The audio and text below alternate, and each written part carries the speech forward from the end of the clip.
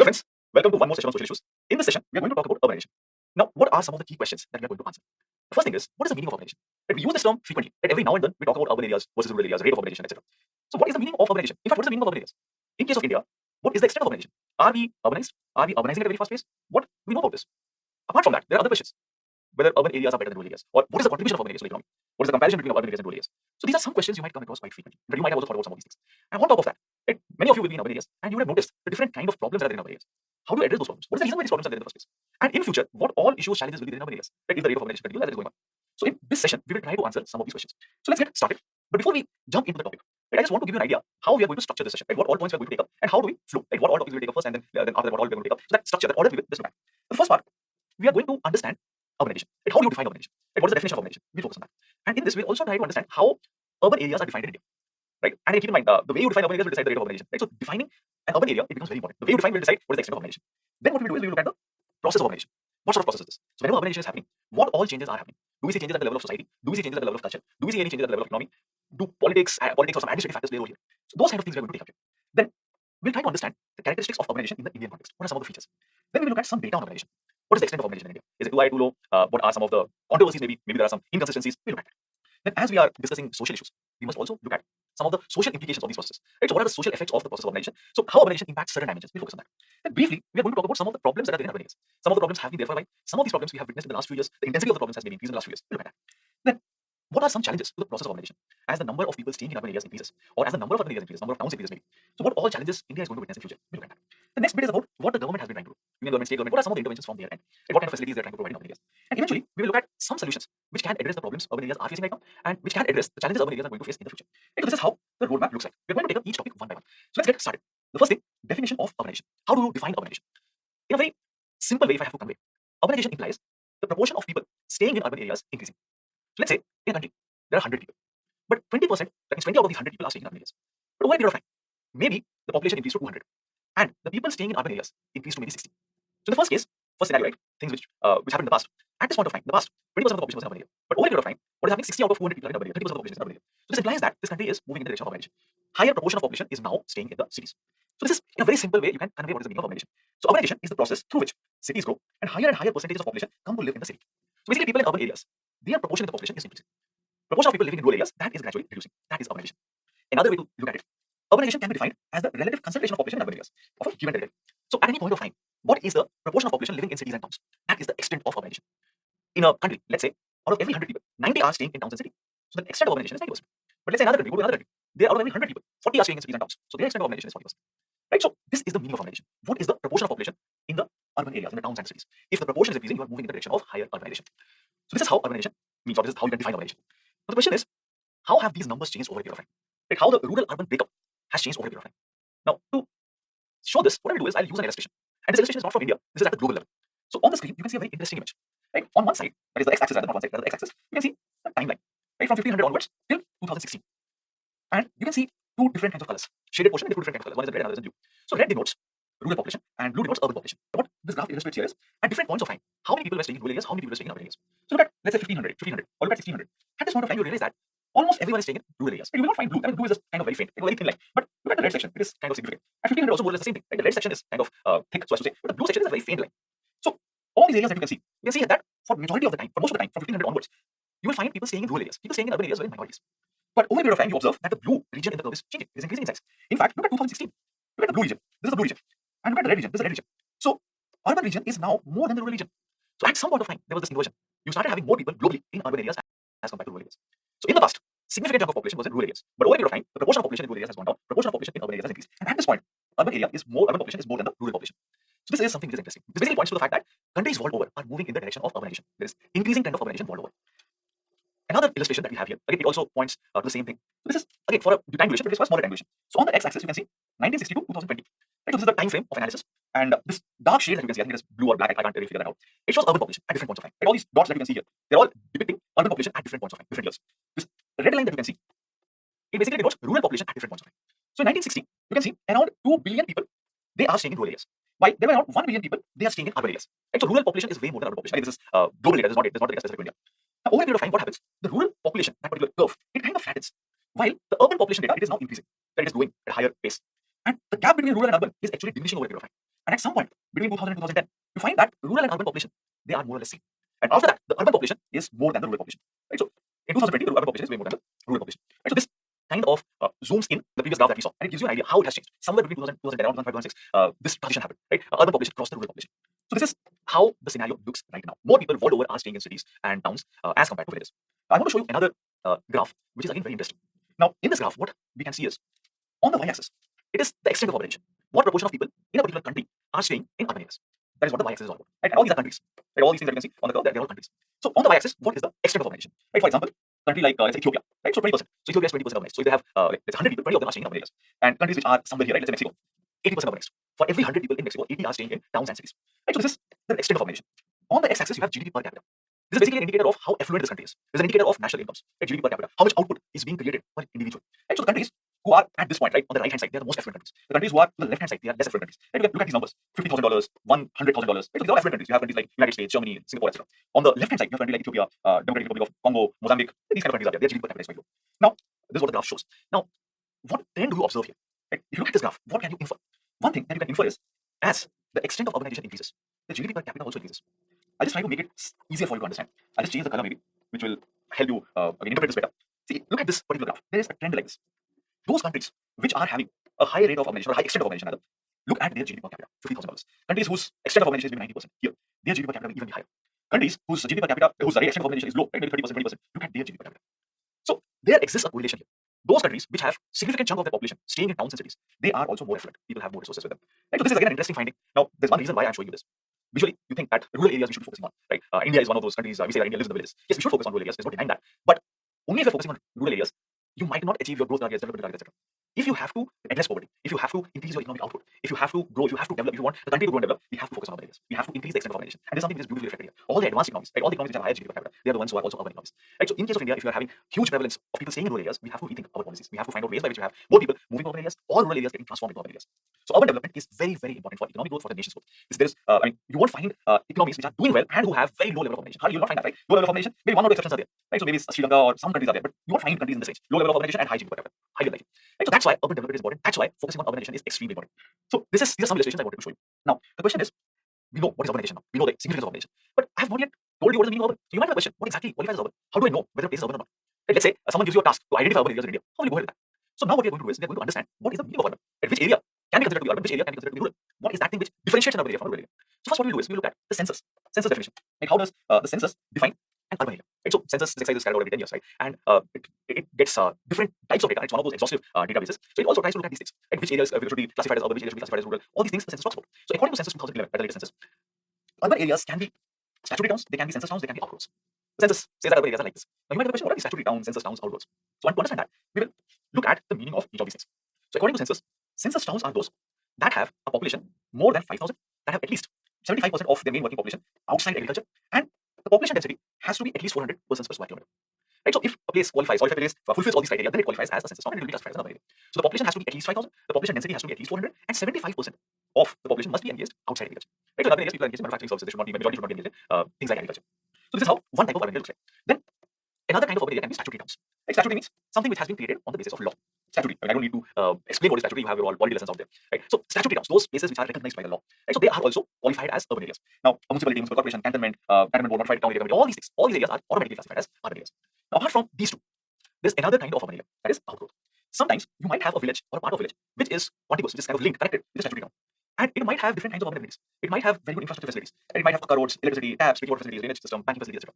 On its own, it might not have qualified as an urban area. It might not fulfill all those requirements of a census town. It might not have that minimum population or minimum population density, 5,400 people per square kilometer. Or it might not be a statutory town. But it has all these things and it is contiguous to a statutory town. Right? So those places are called outgrowths. They are also considered to be urban areas. Now, example of this, railway colonies, university colonies, port areas, etc. Sometimes you'll find a university coming up adjacent to a statutory town. Now, what will happen as the university comes up?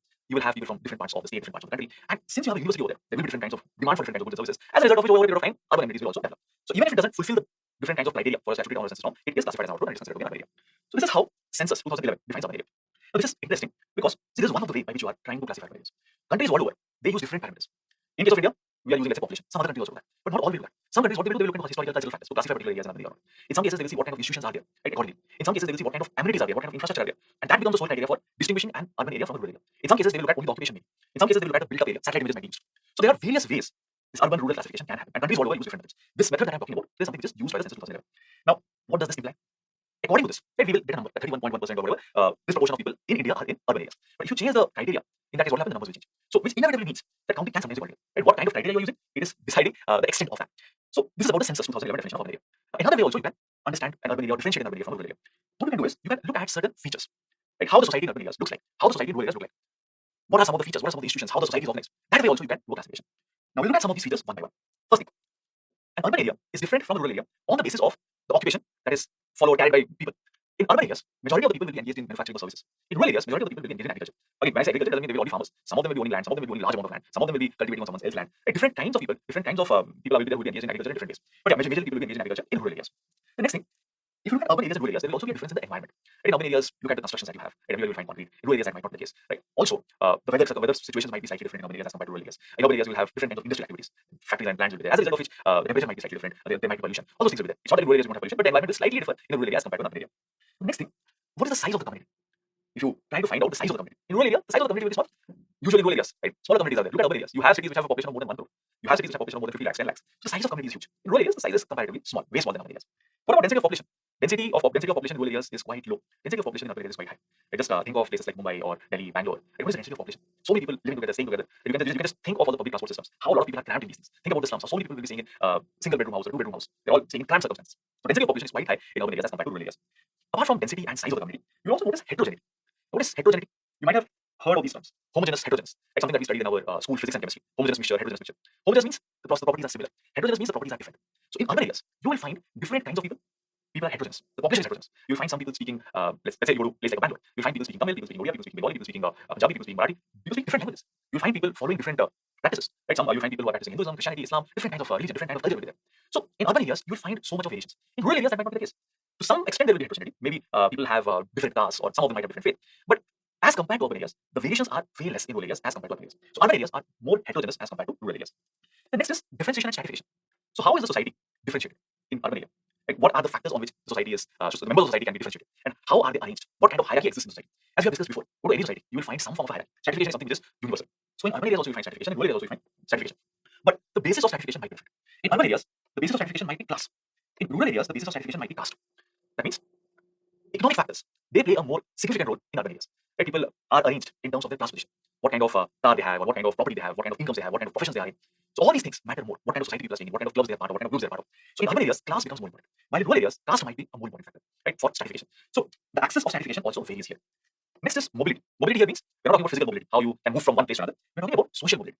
So if this is how the social hierarchy looks like, right, someone is at the top, someone is at the bottom. In urban areas, social mobility, or the scope for social mobility, is quite high. Or at least it is high as compared to rural areas. People might be born at the bottom of the hierarchy, but over a period of time, right, they're born in the poorer classes, lower classes, or lower middle classes. But because of their hard work, because of their talent, because of the avenues that the cities provide, they might move up the social hierarchy. They might reach to the top of the social hierarchy, or they might move to somewhere in the middle. So since in urban areas, the stratification is primarily on the basis of class, and class provides for social mobility. So in urban areas, you'll find higher chances of social mobility. I'm not saying that you will not find any barriers. There will be barriers, there will be restrictions, but as compared to rural areas, there will be restrictions. While in rural areas, the basis of stratification is caste system. Caste system is a closed system. It does not allow for mobility. At whichever caste you are born in, it's very difficult to change your position in the caste hierarchy. Right? The caste hierarchy decides the position in the social hierarchy, and it's very difficult to change your position in the hierarchy. So since caste system is the basis of stratification in rural area, caste system is a closed system, chances of social mobility in rural areas is less as compared to urban areas. Now, next point, what kind of interactions you have in urban areas, what kind of interactions you have in rural areas. In rural areas, interactions can be more personal in nature, while in urban areas, the interactions will be more transactional, impersonal. In rural areas, people know each other, small community, and there's not much inflow of people from outside the rural area. So the bonds, the community bonds are also very strong. So the way people interact with one another is very personal, it's very personal, it's, people know each other. While in urban areas, the interaction might not be this kind of personal, it might be more impersonal. Right? Different kinds of people are there, they will have transactional relationships, maybe in urban areas. The community bonds might not be as strong in urban areas.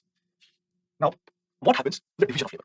What is the meaning of division of labor, by the way? Any society, different tasks are taken up. Right? In any society, you will find different kinds of activities, different kinds of tasks.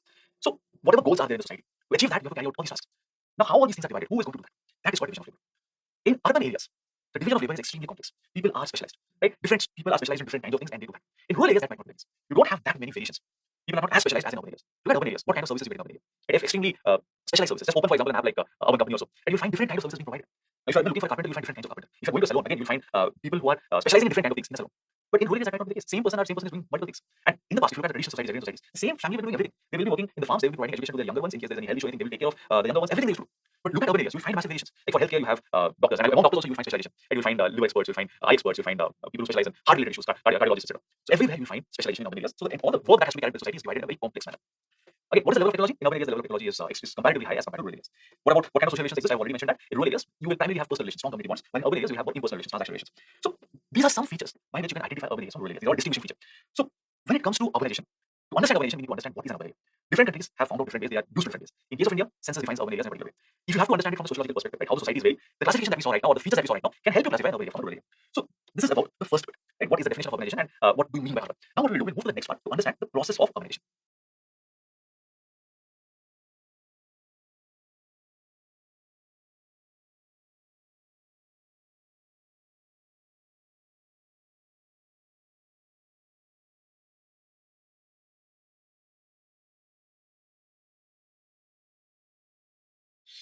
So let's move to the next part, the process of urbanization. Now, when you think of urbanization, what all comes to your mind? So if more and more people are now staying in urban areas, what will happen as a result of that? So what are the constraints of this process? That's what we are going to talk about.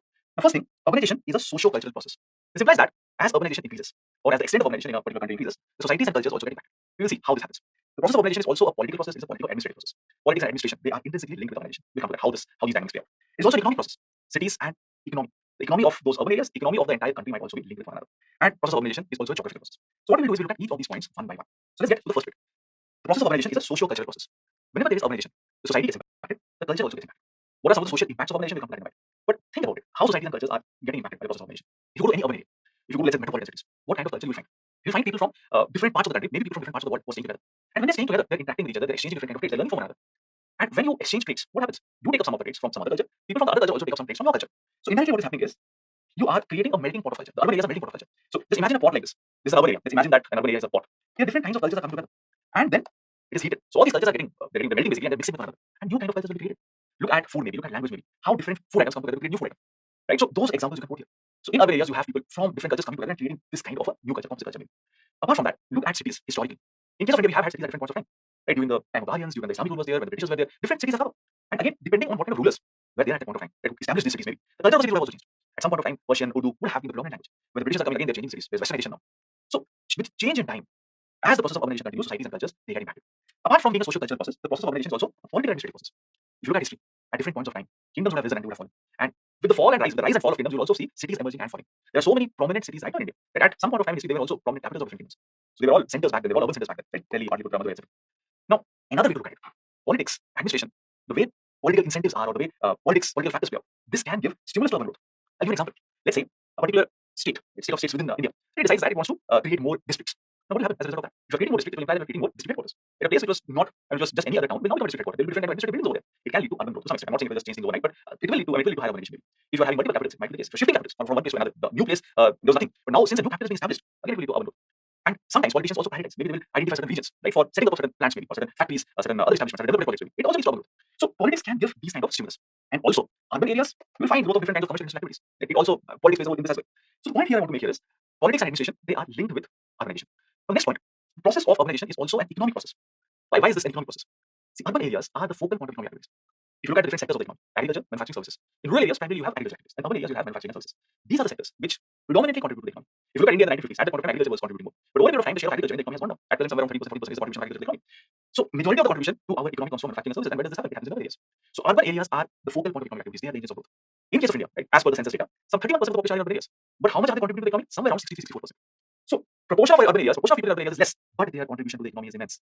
Urban areas are clusters of economic growth. Right? So, this is something you need to keep in mind. These are the places where you have all these economic activities. Right? If you have to improve a country's economic position, you have to ensure economic growth. Urban areas are your answer. Right? So that is the most important reason why we should be focusing on urban areas, urbanization, urban area. The next point, the process of urbanization is also a geographical process. Now, what do we mean by this? What do you study in geography? Right? You study about different kinds of resources. Human geography is also a part of geography, by the way. Now, whenever there is urbanization, what is happening? Maybe this urbanization is fueled by migration. Maybe people have moved from one place to another. So proportion of people in one area has gone down, proportion of people in urban areas has gone up. So the way resources are distributed in the economy will change. Let's say to urban areas people have moved from rural areas. So in urban areas population is demand for different kinds of resources also increase. So there's a geographical component here as well. Migration is happening as part of urbanization. Okay, different kinds of processes are here. One of the processes can be macro urbanization. People are moving from rural areas to urban areas. That is called macro urbanization. Metro urbanization. People from villages, small towns, and moving to large cities and moving to the capitals. This process is called metro urbanization. Sometimes you might also have a reverse trend. You might experience what is called suburbanization. Maybe from the urban areas now, there will be overflow, special overflow of metropolitan population to the periphery. So people were concentrated in a metropolitan city. But in these areas, maybe the cost of living has increased. Maybe the living standards have gone down. Maybe there's crunch for different kinds of basic services. People are finding it very difficult. So people might move out to the suburbs. They might move out to the areas in the periphery of these urban centers. So this movement is called suburbanization. This can also happen. So the point I want to make here is, when you think of urbanization, look at all these dimensions. Don't just restrict yourself to one dimension. Urbanization implies different kinds of social cultural changes. Urbanization implies political and administrative changes, some form of adjustments. Sometimes politics and administration can also lead to urbanization. Initial stimulus is provided by that. It also implies there is economic dimension to it, right? Urban areas are centers of economic growth. 60 to 64% of India's economic growth is from the urban areas, from the cities and the towns. And it is geographical. So there's movement of people, resource distribution also changes within the economy. So this is how the process of urbanization looks like, right? You should have this overarching picture. Now, the next thing that we're going to talk about is data related to urbanization. What are some numbers that we have related to urbanization? What are some of the trends that can help us understand the process of urbanization better? So let's move to the next topic, data on urbanization. So how much of India is urbanized? So let's look at some data points here. If you look at the census 2011 data, in case of India, 37.7 crore people stay in urban areas, and some 83.3 crore people stay in rural areas. So approximately 31.1% of people in India are staying in urban areas. And what about the rate of growth of the population? It is somewhere around 2.76% for the decade 2001 to 2011. Right, so this is how the number looks like. Now, something that I had shown you in the beginning. Remember, I had shown you how over a period of time, the number of people staying in urban areas has crossed the number of people staying in rural areas worldwide. So, which implies, if you look at the global average, more people stay in urban areas as compared to rural areas. So, if you compare that with our number, 31.1%, so it shows that in case of India, the extent of urbanization is less. Right? It is less than the global average. Globally, more than 50% of people stay in urban areas, but in case of India, it is around 31.1%. It's less than 50% for sure. Now, as per census 2011, which are the places which are most urbanized? Goa around 62%, then Mizoram, Tamil Nadu. Delhi is one of those most urbanized among union territories, 97.5%. Which are the least urbanized states? Himachal Pradesh, Bihar, Assam, Odisha, they are the least urbanized. So this is how the census 2011 data looks like. Now, these bifurcated data might not be very significant from the main examination perspective, but it can be relevant from prelims perspective. Sometimes they might ask you these kind of questions. They'll give you like 4 states or some union territories, and they'll ask you arrange them in order of the rate of extent of population, right? Descending order, descending order. So maybe some of these numbers, not numbers, some of these states, you have a rough idea where they stand a little bit. Now, let's look at how the urban population has changed over a period of time, or how the gap between the urban and the rural population has changed over a period of time. So this is how it looks like. And in 1951, so this light pink that you can see, that is rural population, and this blue one that you can see, that is the urban population. Right? It is in millions. Right? So this blue portion is very small as compared to the pink portion. Right? It will be like, let's say the rural population is somewhere around 300, and this will be somewhere around 50 to 60. Right? It's very low. But over a period of time, the proportion, like the rural and the urban population, urban to rural proportion is slightly changed. Right now, it's almost like half of the rural population. Urban population. So this urban population looks like half of the rural population. In this case, it is very small. So over a period of time, there has definitely been a shift. So the proportion of people in urban areas have gradually increased, and the proportion of people in the rural areas have gradually reduced. Right? And yeah, this dark pink line shows how the population has increased. Right? In case of India, yes, we have been having an increased population trajectory, and which is again more or less for all the countries. The base at which the population will have changed, it varies. Now the question is, how much of India is actually urban? So this is what the census data tells you, that 31.1% of India's population is staying in cities, is staying in towns. But what is the actual number? Or are there any other estimates of urban population in India? Now, as I mentioned in the beginning, how does census measure it? Right, so they have a specific definition. If you are a statutory town, you will be counted as an urban area. If you are an outgrowth, you will be counted as an urban area. If you are fulfilling these particular requirements, the place is fulfilling these kind of requirements, right? 5,000 population density 400 persons per square kilometer, 75% should be engaged in non-agricultural activity, it will be counted as a census town. So this is how the census has defined an urban area. Now, if this definition is slightly changed, what happened? So whatever we have counted, or whatever the census has counted, is on the basis of this definition, 31.1%. Right? This is the number as per census definition. But now if you change the definition, what happened? The proportion of people living in urban area or the extent of urbanization in India will change. So there are some experts who say that maybe we should not look at this. Maybe we should look at other indicators as well. Right? For example, some say that we should look at satellite images. Right? From there you can find out what is the built-up area, based on different infrastructure. So from there you get an idea what is the extent of urbanization. Some say that don't have multiple criteria here, just maybe define urban areas as those areas where the population is greater than 5,000. Some say just look at those places which have a population of more than 100. So if you take these definitions or if you change these criteria, the extent of urbanization will vary. Right? So let's look at some of these things. Right? As per census 2011, 1/3 of India is urbanized, but if you look at the data from if you look at images of the satellites and from there you conclude 63% of India is urban. So now let's look at the satellite data and look at some of the other ways if you are defining urbanization or if you are defining urban area, how things will look like. Right? So on the screen you can look at the all India data and data from some select states. Now there are like 5-6 ways by which they have tried to classify urban area. Right? They have just changed the definitions here. Now, let's say you look at the satellite built-up data. Right? From the satellite images, you're looking at the infrastructure built-up data. What is the extent of urbanization? Now, if you take the census definition, then what is the extent of urbanization? If you take only one criteria, that if a place has more than 5,000 population, it can be classified as urban. In that case, what is the extent of urbanization for India and different states? If you consider those places which have a population greater than 2,500 as urban, then what is the extent of urbanization? Another thing is, if you consider only those places which fulfill the criteria of the census definition of urban area and are also run or they're governed by urban local bodies, right? They're administrated by urban local bodies. In that case, if that is the definition of urban area, so it should fulfill the criteria of census definition of urban area, and they should be governed by urban local bodies. So in that case, what is the extent of urban area? So let's look at how the data varies or how the extent of urbanization varies based on the criteria that you've chosen. All India data, if you look at the census definition of urban area, census town, statutory town, and outgrowth, is around 31.516%. If you only consider 5,000 greater than 5,000 population qualifies a place to be an urban area, then it is 47.2%. If you consider all those places in India which have a population greater than 2,500 and you say that these are urban areas, then the extent of urbanization is 64.94%. And if you are looking at the satellite data, right, built up area, then the extent of urbanization in India is 60%. And it is way less if you look at only those places which are governed by urban local bodies. It is going to be 26%. So look at the variation from 26% to around 64.94%. Right? So from 26 to 65% can be the variation of the extent of urbanization in India. Look at some other states. For example, Maharashtra. Census 45.2. If you look at only the places which are governed by urban local bodies, 41.60%. And if you're looking at the satellite built up data, it's around 60%, around 59.5%. Look at Bihar, it's an interesting case. If you look at only places which are governed by urban local bodies, hardly 11%, 10.8%. But if you look at the satellite built up data, 70%. If you look at population, if you just count places where population is more than 2,500, it will be around 70%. So massive variation from 11% to 70%. So the point that I want to drive home here is the way you are categorizing things, the way you are defining things, it will again lead to different kinds of results. So counting is inevitably political. Right? What all parameters are going into these countings, you should always be mindful. So whenever you come across these numbers, first thing that you should ask or first thing you should try to find out is on what basis these numbers have been arrived at. Is it on the basis of administrative numbers or census numbers or satellite data? Now, you can see these variations, but and this was something which was there in this Liveman article, but they have also done some interesting study. Right? So they're saying that which of these data should we be trusting about? We should whether satellite data we should consider or something like census data or administrative data, 5,000 plus population data, which one should be better or which should be actually representative of the extent of urbanization. Now, if you remember, a few minutes back, I had shown you one correlation. So those countries which have higher extent of urbanization, they also tend to have high income, so high GDP per capita, high total income per capita. Now, ideally, that should also hold for states in India. So those states which have high extent of urbanization should ideally have high state domestic products per capita, state incomes, net incomes per capita. So if you plot that, right, incomes or say domestic products, gross domestic products on one side, and all these urbanization data on the other side, you should also get that similar kind of curve, that particular correlation. Now, and they try to do that. So if they plot satellite bit of data along with the state's domestic products, right, you are not finding that correlation. Rather, if you are plotting incomes, right, per capita net state domestic product along with administrative organization data, or you're plotting it with census data, or you're plotting it with 5,000 plus population data, you are getting that correlation. So maybe satellite bit of data is not very good indicator. Right? This correlation is not coming out to be true in that case. Right? So here what is happening? You can look at the trend here. Right? So those places, those states which are having a higher extent of urbanization, right? These are also the places where you have higher incomes. Tamil Nadu, Maharashtra, right? So they have high extent of urbanization, and these are also the places where you have higher incomes. Places which have less extent of urbanization, Bihar, Assam, Rajasthan, they also have lower incomes. So this correlation holds true when it comes to administrative urbanization rates, census, the way you're defining census areas as per the census, urban areas as per the census, and the 5,000 plus population, also more or less the same kind of trend. So this is some data about urbanization. What we will do is we will now deep dive and talk about the characteristics of urbanization in India. So that's the next topic.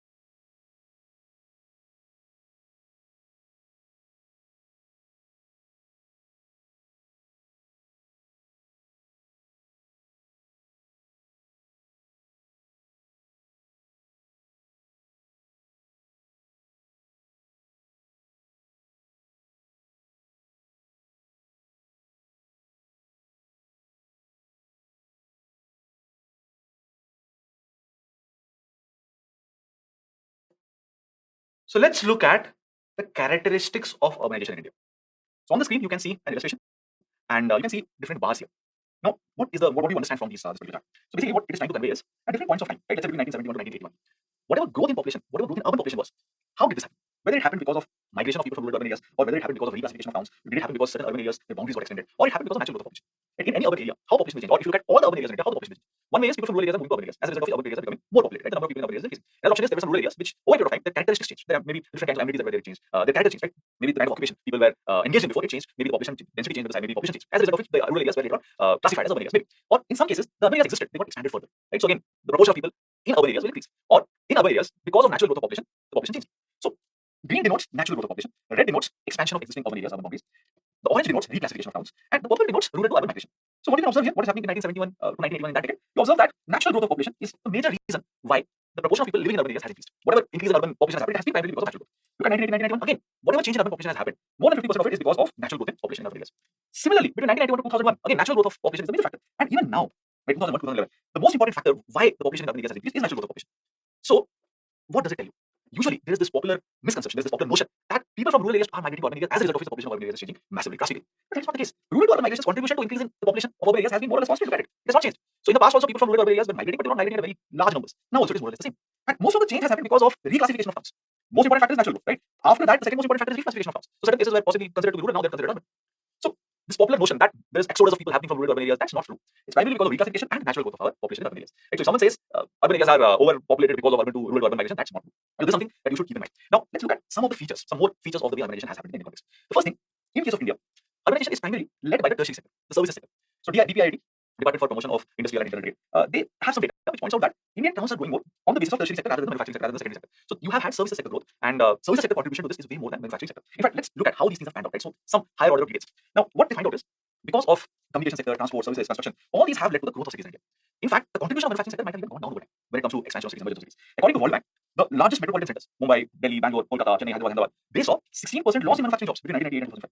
So manufacturing sector, which could have created more jobs, which could have actually ensured that people who want to come from rural areas to urban areas can come to urban areas and will get accommodated in these sectors. That sector itself is not contributing. It is actually witnessing decrease in the number of jobs, which implies there is decrease in economic opportunities, employment opportunities in the manufacturing sector, which implies there is decreased chance of rural to urban migration, which again fits in with the graph that we saw. Right, rural urban migration is not happening at a very fast pace. One of the reasons is this. Right, manufacturing sector is not able to accommodate people from rural areas to urban areas.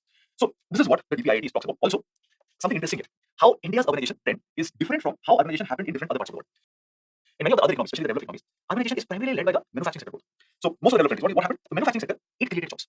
Manufacturing sector did well. Right? Its contribution to the economy increased. It created economic opportunities. It created employment opportunities.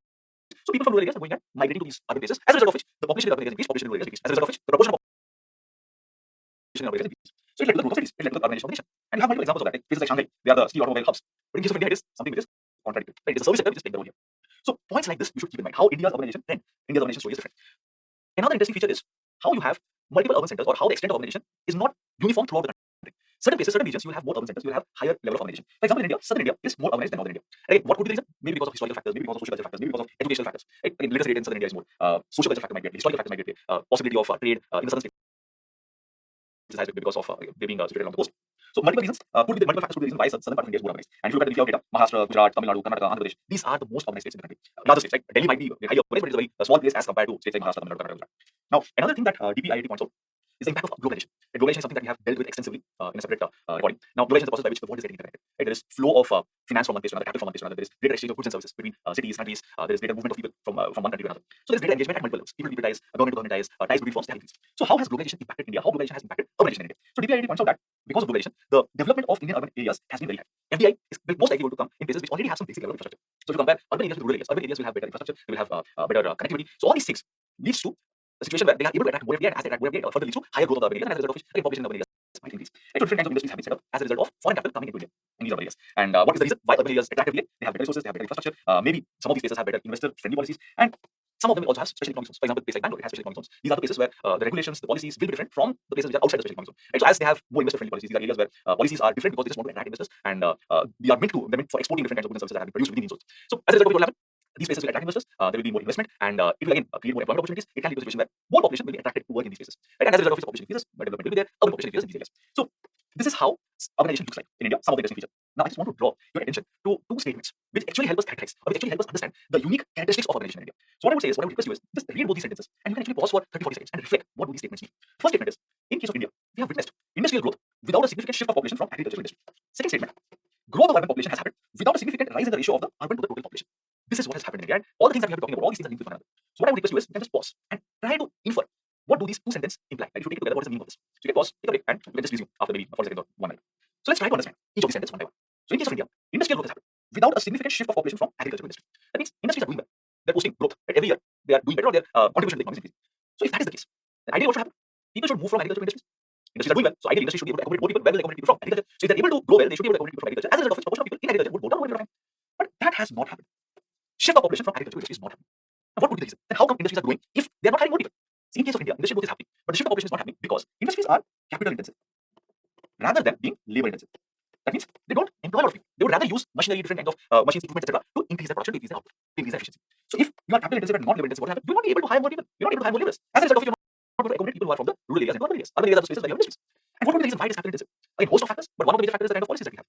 Right? For example, the labor policies. The labor policies in India are extremely restrictive. Right? If you are a large organization, that means if you are hiring, if you have more number of employees, you have to follow different kinds of rules regulations. If you are small, you don't have to absorb as many rules regulations. If the number of employees is less. So if the number of employees is more than 100, the number of rules regulations will be more. If you are having let's say 20 employees, right, it will be comparatively less. And if you have less than 20 employees, it will be even less. So there is an incentive for you to have lesser number of employees and have more machines maybe. So the capital intensive industrial growth leads to a situation where you are not able to create enough jobs. The manufacturing sector is not able to create enough jobs. If it's not creating enough jobs, people in agriculture sector won't have enough employment opportunities. They have to remain in agriculture. Now, the second part, growth of urban population has happened without a significant rise in the ratio of the urban to the total population. So in the urban areas, total population is increasing, but the ratio of urban to the total population is not changing. Not much changes there. What is the meaning of this? It implies that you don't have a massive shift from rural areas to urban areas. In urban areas, population has been increasing, but you don't have a massive increase in this ratio of urban to the total population, which implies that there is not much rural to urban migration happening. Why is this not happening? This is the reason. Right? Our industrial sector has been more capital intensive rather than labor intensive. It's something which was also reflected in the data that I showed you some time back. In some of these large metropolitan cities, the contribution of manufacturing sector to the jobs has gone down. And also we saw how rural to urban migration is a very small factor as compared to the natural growth of population, as compared to reclassification of towns. So these two statements basically tell you that the kind of policies that we have had, they prevent rural to urban migration. There's not much incentives for firms to hire more people. If there are not enough incentives, what will happen? People will remain in agriculture, people will remain in rural areas. Even if they are not contributing enough to the agriculture, they continue to remain as disguised employees in agriculture. So urban areas, agriculture, manufacturing, they're all linked with one another. Rural to urban migration is also linked with one another. So this is something interesting that I wanted to point out. Right? So the rate of urbanization in India is not very high. It's primarily dependent on natural growth or some form of reclassification. So keep in mind, the extent of urbanization is not very high in case of India because of all these factors. But keep in mind, the rate of urbanization is changing. Right? Last 10 years or in the last 20 years, the number of people in urban areas have increased. Absolute number wise, it's not very high, but the rate at which the urban to total population ratio, right, it is changing. It has increased over a period of time. So some data points are there. For example, in the last 40 years, right, the urban population increased by 20 to 30 million. But in the next 20 years, the urban population is expected to increase by 50 million. Right? So in half the time, the population is going to increase more. Right? So in 40 years, it was 23 crore increase. In 20 years, 25 crore increase will be there. And another point to be noted here is, in case of India, urbanization is not something that is uniform. It's not same throughout. It's distributed. You'll find some places which have a lot of urbanization. Some of the states have high rates of urbanization. Some states have low rates of urbanization. And the kind of cities that we have, like some cities have like more than 1 crore population. Then you have cities which have more than 50 lakh population. Some have more than 10 lakh population. So it's kind of a distributed model. It's not uniform. Right? You don't find similar extent of urbanization throughout. So I'll also show this with some graphs. We'll come to that in a minute or so. This particular slide basically tells you how the rate of urbanization or the extent of urbanization has changed over a period of time. And again, this is as per the census definition. So in 1901, it was around 11.4%. In 2001, it was around 28.5%. In 2011, it was around 31.16%. So you don't have massive change in urbanization over time. Global average, as I pointed out, you have more people living in urban areas as compared to rural areas. As per 2016 data, it was around 54.5%. So if there are 100 people worldwide, 54 stay in urban areas and the remaining 46 stay in rural areas. And 2019 data, it was somewhere around 55.7%. What about India's urbanization number in future? What are some of the forecasts? So as per 2011, it was 31%. There are some estimates. For example, United Nations State of the World Population Report, it estimates that by 2030, around 40% of India's population will be in urban areas. And it will be around 50% by 2050. So interesting thing to note here is, in 2019 itself, 55.7% of the global population was in urban areas. In 2050, 50% of India will be in urban areas. At that point of time, this global data will be even more. And urbanization rates, economic development, they all linked with one another. We already saw this correlation. Right? So this is something which can be a cause of concern. Right? If you need to have economic growth, if you need to have economic development, right? If you need to be more prosperous, you have to have more people in urban areas. But the extent of urbanization in India seems to be low as compared to different other places worldwide as compared to the global average. Now let's look at some illustrations. Now, this is a rate of urbanization uh, for different states in India, right? So two things are there. The blue bars that you see, right, that is what is the size of the urban population in these states, and this pink line that you see, it basically tells you what is the proportion of people in urban areas as compared to the state's total population. So you can see massive variation here. A state like Tamil Nadu has more than almost around 50 million people in urban areas, while a state like Bihar has hardly like 1 to billion people in urban areas, right? So huge variation here. And if you look at the extent of urbanization, so a state like Tamil Nadu will have around 55% of its people in urban areas, while a state like Bihar is hardly around 10%. Right? So these kinds of massive variations exist. So you do not have similar levels of urbanization throughout the country. And it also points to the fact that, I mean, if you don't have equal levels of urbanization throughout the country, it also points to the fact that the growth rates will be different, incomes will be different, employment opportunities in different places will be different. In a place like Bihar or Himachal or Odisha or UP, Chhattisgarh, these are the places where you don't have enough economic opportunities restricted. But in these cases, again, economic opportunities might be more. These are more urban areas. Right? So try to link urbanization with economic opportunities, economic factors, economic growth development. Another illustration here. As I was mentioning, urban areas are also not uniform. Right? It's not that all urban areas will be of same size. So this particular illustration gives you an idea of that. What is this? What are the different city sizes in India? Right? And it is color coded. Right? So there are some cities in India where the population is more than 1 crore. Right? So around 5 cities have population more than 10 million. There are some places where the population is between 50 lakhs and 1 crore. Then there are some where the population is between 3 lakhs to 5 lakhs. Around 71 places have that kind of population. Right? 49 cities have a population between 5 lakh to 10 lakh. So this basically reflects the variation that exists between cities and towns in the context of India. Now what we'll do, we'll move to the next part. We completed the characteristics of urbanization part. Now we'll move to the next part, social effects of urbanization. So what we do is we look at certain dimensions. How urbanization has an impact on certain component of the society. Right? How urbanization impacts caste, how urbanization has an impact on family relations, how urbanization has an impact on women. Right? Some of these dimensions we try to look at. Now, again, urbanization has an impact on n number of dimensions, right? And it might not be possible for us to cover each of these dimensions. That's the reason we have parameters. Right? Some components are important, we look at that. But the important thing is, if you understand, right, how urbanization is, what is urbanization, what is happening with urbanization, and you look at some scenarios, right, how urbanization is impacting women, so you can improve the way of your thinking. And in case there is one more component asked in exam, you should be able to answer it. Right? So for this section, just analyze how we are looking at things and keep your minds open. In case you are asked how urbanization impacts some other component, right, another component, you should be able to answer it. So let's get started. How does urbanization impact family and the family ties, like relationship ties? Now, the functions of the family are different in rural areas and urban areas. In rural areas, the family is primarily doing production, it is also engaging in consumption and distribution. But in urban areas, the role of the family is primarily consumption and distribution. The production, someone else is doing. Right? So in rural areas, primarily people are engaged in agricultural activities, right? So they're producing and they're distributing, consuming. In urban areas, that might not be the case. So the function of the family changes. Also, in urban areas, you have so many specialized institutions which provide for different kinds of goods and services, right? Education, healthcare, social safety, social security, entertainment. But all these specialized services might not be there in traditional societies in rural areas. Some of these things might exist, some of these things might not exist. But yeah, over a period of time, things might have changed. But if you look at traditional Indian societies, all these functions, the family will be behind. For example, entertainment. Within the family, like the grandparents, family members, they are taking care of the grandkids. They're trying to entertain the grandkids. Stories and other things. Within the family, you have different kinds of celebrations. But in urban areas, you have so many other specialized institutions which provide for this, movie theater, etc., etc. So the role of the family gets diminished in these aspects. Like functions of the family might be reduced in case of an urban area. Now, the inter and inter-family functions also, inter and inter-family relations also change. In rural areas, these bonds might be very strong. In urban areas, it might be slightly different.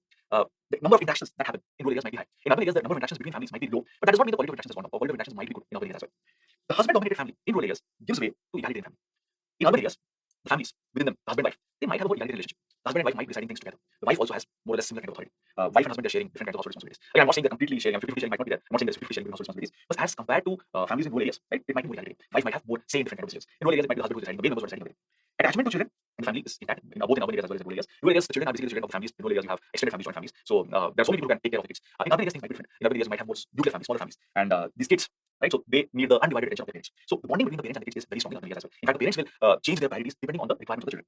A very interesting observation in case of India is families are residentially nuclear but functionally joint. This is something which is a unique feature in countries like India. In many of the developed economies, as they move towards urbanization, as they move towards urbanization, what has happened is you will find nuclearization of families. Right? So smaller families, smaller households are there, and the ties with other members of the family might not be very strong. But in India, what we're observing is you're having nuclear families, increasing nuclearization has happened. But the families remain functionally joint. What do you mean by this? So residentially it's nuclear. If you look at the households, right? So husband and wife they're staying with their parents, they might not be staying with their parents. Right? So husband and wife they're staying with their kids, but they're not staying with their parents. So residentially they're nuclear. But if you look at the way they're operating, look at the way they're functioning as a joint family. What do you mean by this? So husband and wife they're staying with their kids, with their children. But whenever it comes to important decisions, they might not take these decisions on their own. They will consult their parents, they will consult their relatives. Whenever it comes to celebrating festivals, they will all come together and celebrate festivals together. So all the different kind of functions they are celebrating together. The way they're operating just like joint family. Only difference is the households have become separated. So in case of India, this is a very interesting phenomenon. You have residentially nuclear families, but these are functionally joint. Apart from that, the size of the family is shrinking. Does that imply individualism is on the rise? Usually, joint families, extended families, you find collective decisions being made. Right? Members within the family, they will always try to ensure that they're aligned with the collective values. Right? So they are not questioning what the family is deciding or what the elder members are deciding. But in case of India, is this the case? Is individualism increasing? That might not be the case. Even though the size of the family is becoming smaller, but individualism might not be on the rise. Why do I say this? Look at the number of marriages, right, that take place across religious boundaries, or the number of marriages that take place across caste boundaries, not much. So it points to the fact that whenever people are trying to create a new family, maybe whenever people are deciding things, they take into consideration all these primordial identities. They take into consideration what the family thinks about. So individual decision or having marital alliances on the basis of individual compatibility is not as much importance. So spirit of individualism might not be on the rise, but size of the family is graduation. Also, what happens to the migrants who are coming from rural areas to urban areas? They find it very difficult to replace their old relationships with new ones. Creating new relationships might be difficult. In new areas, new places, and other areas, they might not know a lot of people out there. It might be a difficult thing for them. Also, since they are staying away from their kids who are back in the village, their relation with their kids also gets weakened. And they might not be able to afford to go back to the rural areas frequently, meet them frequently, celebrate festivals frequently. So over time, the relation with the distant kids might get weakened. So this is how family and kinship ties get impacted with urbanization. Now let's look at another dynamics. What is the relation between urbanization and caste? So caste is something we have dealt with extensively. Now, how urbanization is impacting caste relations, maybe caste ties, maybe, or how caste as a phenomenon gets impacted because of urbanization. Caste is usually a rural phenomenon, while class is an urban phenomenon. It's something that I mentioned already. So in urban areas, the way society is stratified, it's usually on the basis of class.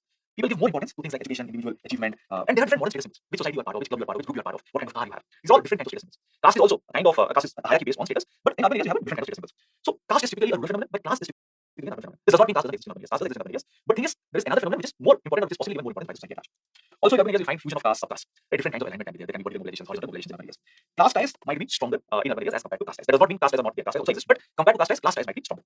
Caste solidarity might not be as strong in urban areas, but caste solidarity is something which is strong in rural areas. In fact, in rural areas, you will also have cup panchayats, different kinds of caste panchayats. So, members who are belonging to a particular caste will have their own cup panchayats. Many times, the leaders of these cup panchayats will decide on behalf of people from the same caste. They are the ones who will also come up with different kinds of decisions. Right? Again, they're not legal bodies; they are extra constitutional bodies, but they come up with these kind of decisions. And since people consider them to be legitimate over there, right? So people also follow these things, despite they being extra constitutional bodies. But one interesting thing you will find in urban areas, caste ties have weakened, class ties are stronger. Caste might not be a very important phenomenon in urban areas as compared to class, but you will find an interesting thing here. See, when it comes to public spaces, when it comes to things like employment or transport facilities, here caste might not be important. But when it comes to personal lives, the domestic space, caste is still as relevant. Right? So there's a variation in workplace and the domestic situation. At workplace, caste might not be very important. People might not be adhering to caste. People might not be looking into all these pollution purity norms. But when it comes to the domestic situation, people give importance to caste. Why do I say this? If you look at the data, it suggests that most of the marriages in India, even in urban areas, it is within the same caste. So even in urban areas, you will have caste endogamy. People are married within the same caste. Almost 95% of marriages in India are within the same caste. So when people are deciding on their partners, they check the caste status. And again, there's something you can easily find out. Look at the data, or look at other matrimonial advertisements that you find on newspapers, maybe, or all these websites, matrimonial websites. How segregation is there on the basis of caste, and who all are accessing these websites, which are most likely in English, or who all are reading these English newspapers. No, I'm not saying other language newspapers. Newspapers don't have matrimonial advertisements, but English language newspapers, some of the leading daily also have advertisements which are segregated on the basis of caste. Who are reading this? People who are most likely in other areas. So it is interesting to note that when it comes to personal matters, personal lives, people are still affiliated to this particular institution of caste. When it comes to workplace situation, again, caste has lost its significance. It might be very difficult for people to follow these things, right? When people are working in the same place, in factories and other things, right? They can't maintain all these pollution, purity things, distance, social distance, etc. And in modern means of transport, communication, right? You're sharing the same modes of transport, communication, these distances can't be maintained. So keep in mind, even though caste is primarily a rural phenomenon, but it still continues to exist even in urban areas. And caste is still relevant when it comes to politics, right? On the basis of caste, different kinds of mobilization happen, vertical mobilization and horizontal mobilization. And sometimes caste is also one of the factors on which trade unions can be organized. Trade union is something which is representative of a class society. Right? Trade union basically, who forms trade unions? Right? Laborers, workers, class, they form the trade unions, and it is something that's formed in societies where classes have formed, but trade unions have also formed on the basis of caste. Right? So this is something which is interesting, how class and caste are overlapping with one another. Now, apart from caste, another dimension we can possibly think of how urbanization has an impact on women. See, whenever you have these kind of things to analyze, what you can always do is you can break it down into parts. Women, again, is not a homogeneous category. You have different types of women. Women who will fit into different categories. Some women will be from the lower classes, some women will be in the upper classes, some women will be in the upper middle class, some will be again in the middle classes. So any phenomenon will impact different categories in different ways. So urbanization will also impact different sections of women differently. Right? So any phenomenon, its impact on something of a study, you can just break it down and exactly look at both parts. So here also, let's look at it. How will urbanization impact, let's say, middle class women? What are middle class women? Women who are not extremely affluent and women who are not poor. Most likely they would have had access to education. Most likely their financial situation is okay. So middle class women would have access to education. They would have gone to schools, they would have gone to colleges. So because of urbanization, what is happening? The services sector, the manufacturing sector, they are now providing direct opportunities. There is maybe higher investment, right? There is maybe more foreign direct investment. So all these things increases the opportunity for middle class women. And these middle class women will be able to enter into different white collar jobs. And all this enhances their socio-economic status. On the other hand, you will have women from the lower socio-economic classes. Right? They might not be as educated. But in urban areas, you have different kind of opportunities for them as well.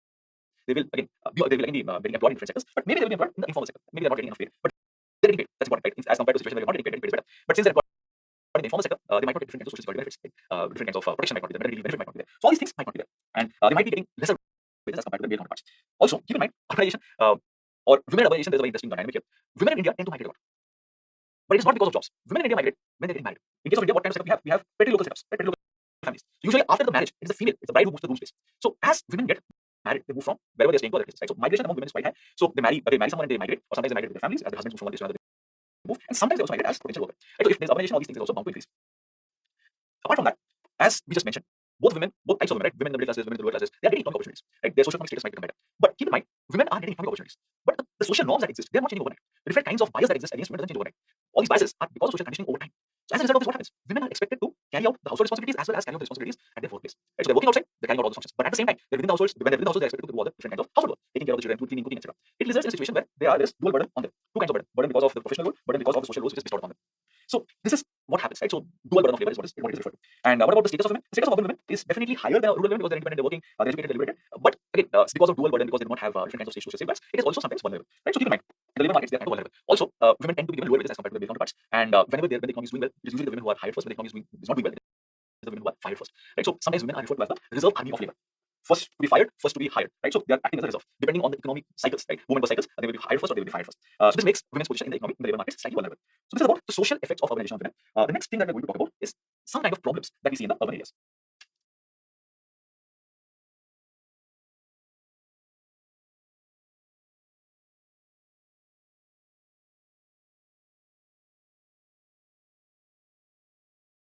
Continue with our discussion. So the next thing that we're going to talk about is problems in urban areas. So typically, what are some of the issues, problems you find in urban areas? Now, I just want to inform you about one thing, or you should keep note of one thing, that we will be discussing about some of the typical problems, but you should not restrict yourself to these typical problems. Right? You should also be exploring new problems which you come across. When you're reading newspapers, magazines, right? You might come across one problem, one issue that we might not have covered. So if that is the case, please note it down. And keep in mind that as the pace of urbanization increases, you might see some new kind of issues as well. Right? So always keep your eyes open.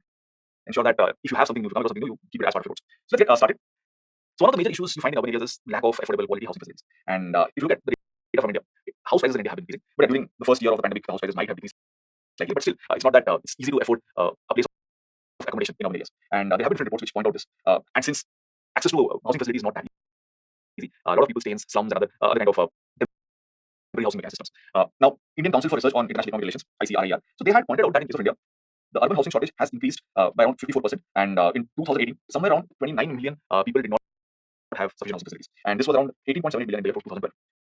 So housing shortage has been increasing at a very fast pace. And what happens as a result of it? If you do not have sufficient housing facilities, which implies the cities are not able to accommodate people who are staying in the cities, it leads to creation of slums, that people will be staying in substandard conditions. Now, data points out, the census 2011 data points out that out of 4,041 statutory towns, some 2,500 towns have slums. Right, so more than half of the statutory towns have some form of slums. And places like Mumbai, places in Maharashtra, right, they have the largest number of slums. Mumbai has a lot of slums, and state like Maharashtra has the largest number of slums. And apart from that, what has been the increase in the number of people who are staying in slums? So in 2001, 52 million people were staying in slum areas. In 2011, this is 65.5 million. And the percentage of the slum population in Kolkata, Mumbai, Chennai is around 30%, 25%, 24%. So two things to be noted here. The number of people staying in slums has increased. Apart from that, look at some of these large cities. Kolkata, Mumbai, Chennai. These are large cities. These are the cities which have a lot of employment opportunities, economic opportunities. These are the cities where people flock because they're looking for a job or because they are looking for some economic opportunity. Now, they have maybe large influx of migrants, but these numbers, they show a very grim picture. If one third of the city is staying in slums, what does that tell you about our housing policies? If one fourth of the cities of Mumbai and Chennai are living in the slums, what does it tell us about our governance mechanisms, our urban governance mechanisms? And we have, to some extent, failed a lot of people. And keep in mind the population of the cities. Like Mumbai will be having a population of more than 1 crore. And we have, to some extent, failed a lot of people. And keep in mind the population of the cities. Like Mumbai will be having a population of more than 1 crore. 25% of 1 crore, or 25% of more than 1 crore is a huge number. Right? So more than 25 lakhs people will be staying in substandard conditions. And keep in mind, slums are those places where you do not have different kinds of amenities, basic amenities, water, or electricity, all these things. People will be competing with one another to even access these basic amenities, or toilet facilities. Right? So large chunk of people in India don't have access to these things. So this is how it looks like. Now, where does India stand, or where do the Indian cities stand globally when it comes to overcrowding? Now, in India, there are cities which have high population density. A lot of people are staying together. And that expanse of land is less, but the number of people who are staying in that particular area, region will be quite high. So this is one data point that we got again from UN urban data, and this basically ranks places, cities, in terms of overcrowding. And how many people are staying per square kilometer? So Dhaka is like the most crowded. It has 44,500 people staying in 1 square kilometer area. In case of Bombay, it is around 31,700 people. Right? So cramped condition. And again, this basically points to the fact that there will be a lot of people who are staying in the same in one particular area, and which implies that providing different kinds of goods and services will be difficult. Accommodating so many people will be difficult. Right? So Kota India also features here. It has like 12,100 people per square kilometer. So overcrowding is also one of the problems.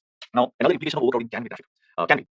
By the way, overcrowding does not always lead to traffic problems. If you are able to manage your crowd better, maybe you have mass transit systems and other things, then maybe you will not have traffic problems. But yeah, traffic problem can be one of the indicators of how congested your cities are. Now, this is one traffic index data, 2019 data. Again, ranks cities on the basis of how much congestion is there in the traffic. And as we keep on always talking about the Bangalore traffic, how worse it is, how bad it is, and this data point also points to the same thing. So Bangalore ranks first when it comes to congestion level. Right? So it's nothing we should be proud about, because it shows that Bangalore has the maximum amount of congestion. So 71% is the congestion rate in Bangalore. Other Indian cities which are among these top ranks, Mumbai, Pune, New Delhi. Now, why is traffic congestion something that we should be bothered about?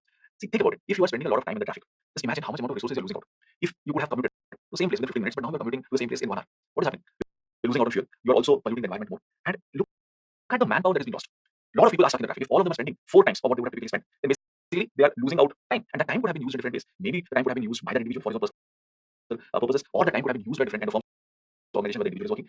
And all these things might also have impact on the health of an individual, both physical health as well as mental health of an individual. Just imagine being stuck in the traffic for 1 hour. You're not doing anything, you're just stuck in the traffic. It might have implications on both the physical and the mental health. And if you want to know more about the implications of this, right, what is the cost of this, there are different studies which point out this. There was a study on Bangalore which pointed out that crores, in thousands of crores, is the total economic loss that Bangalore undertakes because of this amount of traffic it has. Total economic burden of it. It also takes into consideration environmental burden and other things. So we also need to be bothered about these things, right? What can be done to reduce maybe the congestion level that exists in some of these cities? Another problem area is how much we are polluted, how much Indian cities are polluted, how much waste is being generated, what is done with these waste. Now, at present, many Indian cities do not have very good waste management practices. On top of that, one cause of concern, one cause of alarm is the increase in the waste that is being generated. In fact, some of you are in urban areas, right? Just notice what all kind of waste you are generating every day. And maybe you're ordering food from some restaurant, or you're ordering different kinds of groceries from different places. Look at the number of plastic containers and other things you're using on a daily basis. All these things, all these waste that you're creating. And how much of these things have increased over a period of time. So we have some data points here. This is from the Central Pollution Control Board. So what they have done is they have compared data between 2 points, 2005 and 2017, across different cities. So all the bars that you are seeing in blue, it basically points to the amount of waste that was generated per capita per day, kilos per capita per day in 2005. The red ones show how much waste is being generated was being generated in 2017 in kgs per capita per day. Now just notice how much increase has happened. Right, all the graphs that you can see, right, always the blue is smaller than the red. Right, so massive amount of waste is being generated, and there has been increase in the waste generation. So this is again another cause of concern, because if you're generating this much amount of waste, and if you do not have appropriate waste management practices, if you do not have proper waste management mechanisms, and all these things are going to pollute the environment, and it is going to have massive health implications. So keep this in mind, and I would suggest, or I would recommend you to look for what kind of practices are being followed in your locality, right, whether you are segregating the waste or not. In segregating the waste is the first part. Right, once you're segregated it, again, there should be someone who should collect this waste. Usually the municipal service providers collect the waste. Whether when they're collecting this, right, they're also ensuring that the segregation is followed. When they're transporting it to some other nodal point, they should ensure that these waste goes there in a segregated form. And after that, what kind of treatment is being carried out? Are they recycling the dry waste? Are they converting the wet waste to compost? All these things, are they happening or not? So you can take it as an exercise and look, check what all kind of principles, practices are being followed in your locality, in your community. So this is about the solid waste management. Another thing that you notice in recent times is the prevalence of urban flooding. Many cities in recent times have witnessed urban floods. Like Mumbai had floods in 2005, Kolkata had in 2007, Delhi in 2009, Bangalore in 2015, Hyderabad also had it, Chennai also had it. Right, so in urban areas, you're witnessing floods, which was not the typical case before. Right, so why these urban floods are happening? What could be the reason for this? The reason for floods is again, to a large extent, related to how urban areas are governed. In many cases, what has happened is the planning has not been appropriate.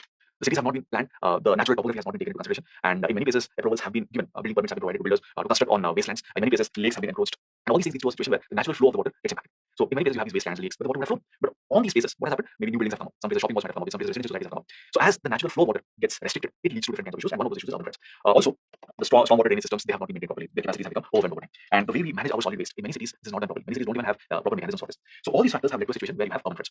Now, urban flooding is something that we're going to discuss in details when you study geography. But keep in mind that urban floods, they are intrinsically linked with how you are managing governing the cities. So urban governance, urban flooding, they are linked with one another. How you plan your cities, how you provide different kinds of services, how you provide different kinds of permits, approvals for construction of different infrastructure. All these things are linked with urban floods. So this is about urban floods. And another impact, I will not say it is a problem as such, but you also see impact of urban areas, impact of urbanization on rural areas. Right? So urban areas, or as the pace of urbanization is gradually increasing, it is not remaining an isolated phenomenon. The impact is also witnessed in different rural areas. Right? So people from rural areas, they migrate to urban areas. And in case of India, you will find people migrating to urban areas and then they are going back to rural areas. Right? You will have a lot of these seasonal migrants, cyclical migrants. So when this kind of migration happens, so people come to urban areas and they take up different kinds of cultures, values, ideas, technology back to urban areas and back to rural areas as well from the urban areas. Right? So there are different kind of spillover effects. So rural areas also undergo different kinds of social change because they get exposed to new ideas and other things. And also from rural areas, you will find people migrating to urban areas when you have more economic opportunities in urban areas. So these urban areas can pull people out of rural areas. Rural areas maybe won't have that many economic opportunities. Agriculture is something which might not give you sufficient returns. The returns for agriculture stagnates after some point of time. And over a period of time, productivity of agriculture is also going down. So urban areas, because of the different kinds of opportunities they provide, might attract people from rural areas, and people from rural areas might migrate. So urbanization does have some impact on rural areas as well. So these are all different kind of impacts that we saw and some of the problems that we saw in urban areas. So now what we'll do is we will look at some challenges that urbanization might pose for India in the next few years. Right? So we talked about some problems, but as the pace of urbanization catches up, we saw already that pace of urbanization might be increasing. As India will move towards urbanization, or will move more towards urbanization, as the number of people, the proportion of people in urban areas will increase, it is going to pose its own set of challenges. So let's look at some of the major challenges that India is going to witness as the proportion of population in urban areas is going to increase. Now, the first challenge, as the number of people in urban areas, as the proportion of people in urban areas will increase, both will increase, what will happen? The demand for different kinds of goods and services is going to increase. In urban areas, we need different kinds of goods and services, right? Electricity supply, water supply, waste management, good roads, good infrastructure. All these things required in urban areas, clean air, right? So all these are different kinds of goods and services people need. So as the number of people in urban areas increase, as the total population or the total proportion of population in urban areas will increase, the demand for all these things will increase. Another reason why the demand for these services will increase is as people move to urban areas. Usually the incomes in urban areas will be higher than the incomes in rural areas. As people's income increase, their demand for different goods and services also increases. People are more vocal about their rights.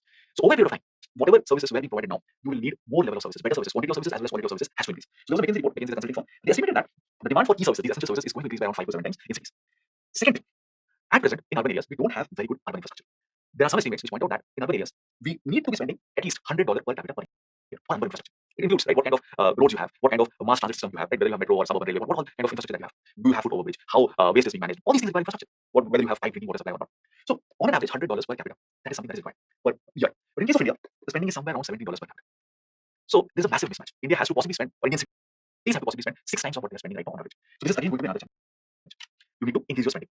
So there was this data by NIF. It says that India needs to invest $1 trillion in infrastructure, and we're not investing that much right now. So if you have to ensure that people in the Indian cities are leading a decent life, cities are livable, you need to have better infrastructure. And for that, the amount of investment that is required is huge, $1 trillion. Right? So again, this is going to be a challenge. Ministry of Housing and Urban Affairs pointed out that there is incomplete devolution of funds to different elected bodies. So you have governments at three levels: at the union level, the union government, then you have the government at the state levels, and then you have the government at the local levels. Right? You have the municipalities, municipal corporations, etc. Local bodies are local bodies. Now these urban local bodies are supposed to carry different functions. They are the ones who are going to provide different services in urban areas. But how can they provide services if they don't have funds? So they need funds. But many times you will notice that they do not have enough funds. The state governments are supposed to provide funds for carrying out these activities. Right? But incomplete devolution has happened. As per the constitution, states need to form state finance commissions who will be deciding what should be the formula on the basis of which funds should be developed. But again, many states have not.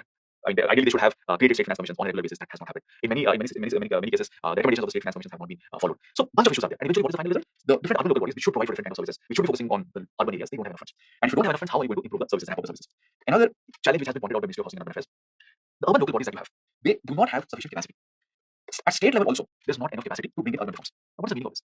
See, in urban areas, you face different kind of problems. These are all very specialized in nature. And some of these problems, they're evolving over a period of time. In the past, you might not have witnessed these kind of problems, but now you're witnessing these things. So you need to have experts who can solve it. For example, traffic congestion issues. How do you solve it? You need to have experts who can plan these things. Right? And again, you need cross-domain expertise. You need architects, maybe.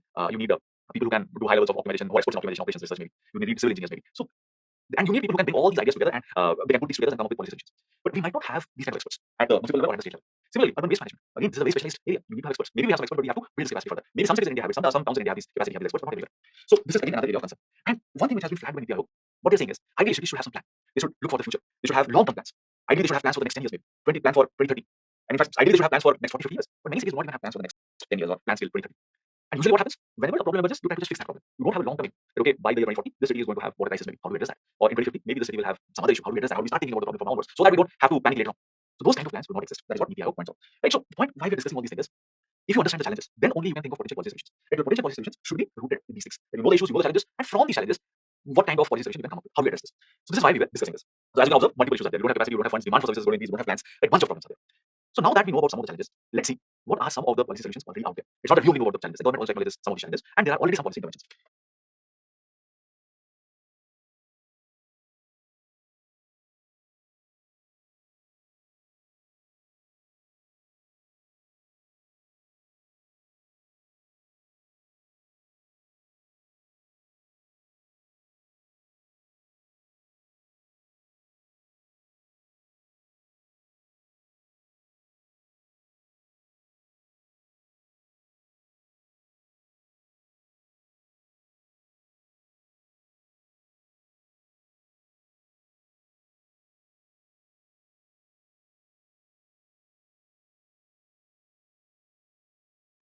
So now we have an idea about what are some of the challenges in the urban areas, or what are some of the challenges that India is going to face as the pace of urbanization picks up.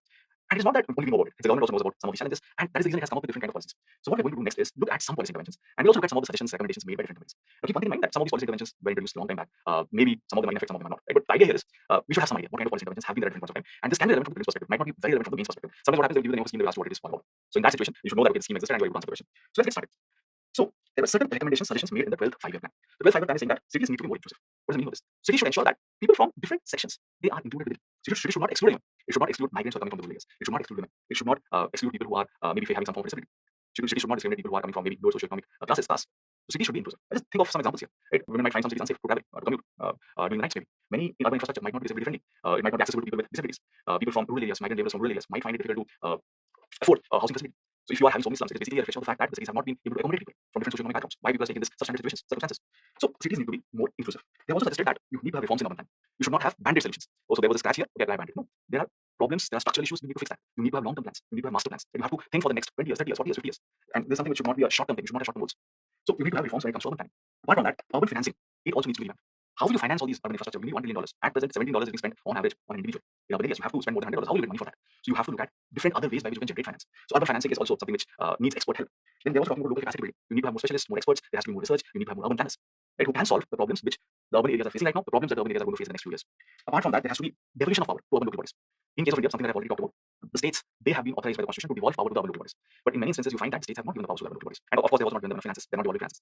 So you need to have more devolution of power to urban local bodies, or else they will exist, but they will not be able to carry out, fulfill their responsibilities. And lastly, you have to find out solutions to the problem of housing. In urban areas, housing is very expensive. How do you ensure that people are able to live in the cities with dignity? Right? So affordable quality housing is one of the basic necessities, try to ensure that. So these are certain points that the 12th five-year plan pointed out. And we look at some of the solutions. What would be some of the potential solutions? We'll see that in a while. Apart from this, different policies have been introduced, different kind of schemes, policies have been introduced at different points of time. So recently, India talked about 500 healthy cities program. Now, the focus is on re-engineering urban governance. There should be created a role of private sector in strengthening this. And also, there has to be different kind of measures for strengthening human resource and whatever demand supply mismatches there. And there will be some citizen outreach campaigns. So you're trying to create healthy cities. So 500 healthy cities need to be created. And again, these are some of the things that needs to be taken up as part of it. Private sector should have a high role. How do you build human resources capacity to ensure that your cities are better governed? And how do you manage the different demand supply mismatch? And how you can have citizen outreach campaigns, awareness programs. Apart from this, there was one initiative sometime back, the Freedom Mission 2015. Now, the idea here was there are certain cities known for their heritage. Ajmer, Banaras, Puri. So these are some places they are known for their heritage, very old cities. People go to these places because of the heritage value. So this mission focused on planning, development, implementation of different heritage-sensitive infrastructure. Service delivery, infrastructure provisioning will be provided in these historic areas. How can you preserve the heritage of these places? How can you ensure that whatever heritage that you have, it is preserved and it can attract more tourists? Right? And the tourists are able to connect with the unique character of this place. So this was initiated in 2015. You might get these kind of questions in prelims. What is this heritage scheme? Right? So if you come across Urbanization heritage scheme, this is what it is about. Right? It's an urban development mechanism, urban development scheme targeted towards heritage cities. Now, another mission in recent times has been the urban mission. Now, what is this urban mission? See, typically in rural areas, you will find that the amenities are not there. Whatever infrastructure is there in urban areas, similar kind of infrastructure you will not find in rural areas. So how do you ensure that in rural areas people have some basic infrastructure which exist in urban areas, which is lacking in rural areas, and these are all very basic infrastructure. So this urban mission was initiated in 2016, and one thing you might note here is this urban stands for rural plus urban. So rural and urban, so they have combined these things, combined these two words to come up with urban. The idea was to ensure that the gap that exists between rural and urban areas, the divide that exists between rural and urban areas, it is reduced. And yeah, the divide is along multiple lines: economic lines, technological lines, facilities, services lines.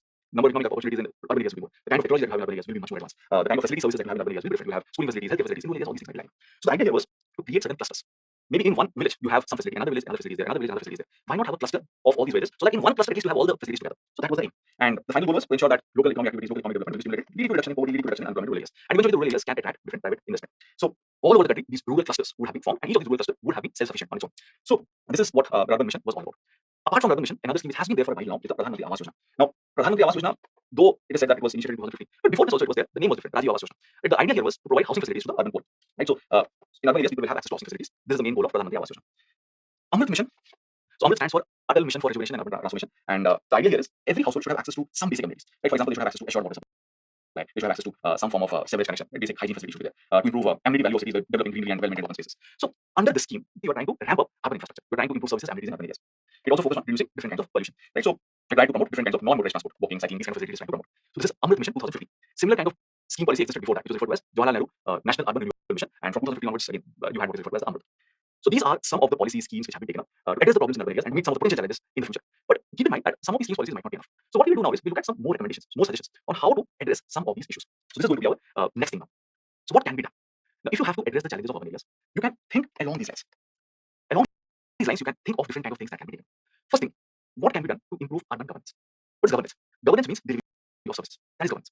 If I have a phone connection, right, if I have taken geo connection or data connection, what kind of service I'm getting? If I'm getting very good service, my calls, I have uninterrupted calls. Data, I have uninterrupted data. That means I'm getting good service. That means the governance provided by the service providers is good. Same thing applies here. If I'm getting the right kind of service, if I'm getting the right quality of service from the different kinds of service providers in urban areas, then the governance is up to the mark. But that is usually not the case in urban areas. Be it provisioning of different kinds of facilities like water supply or waste management. Usually the quality is not up to the mark.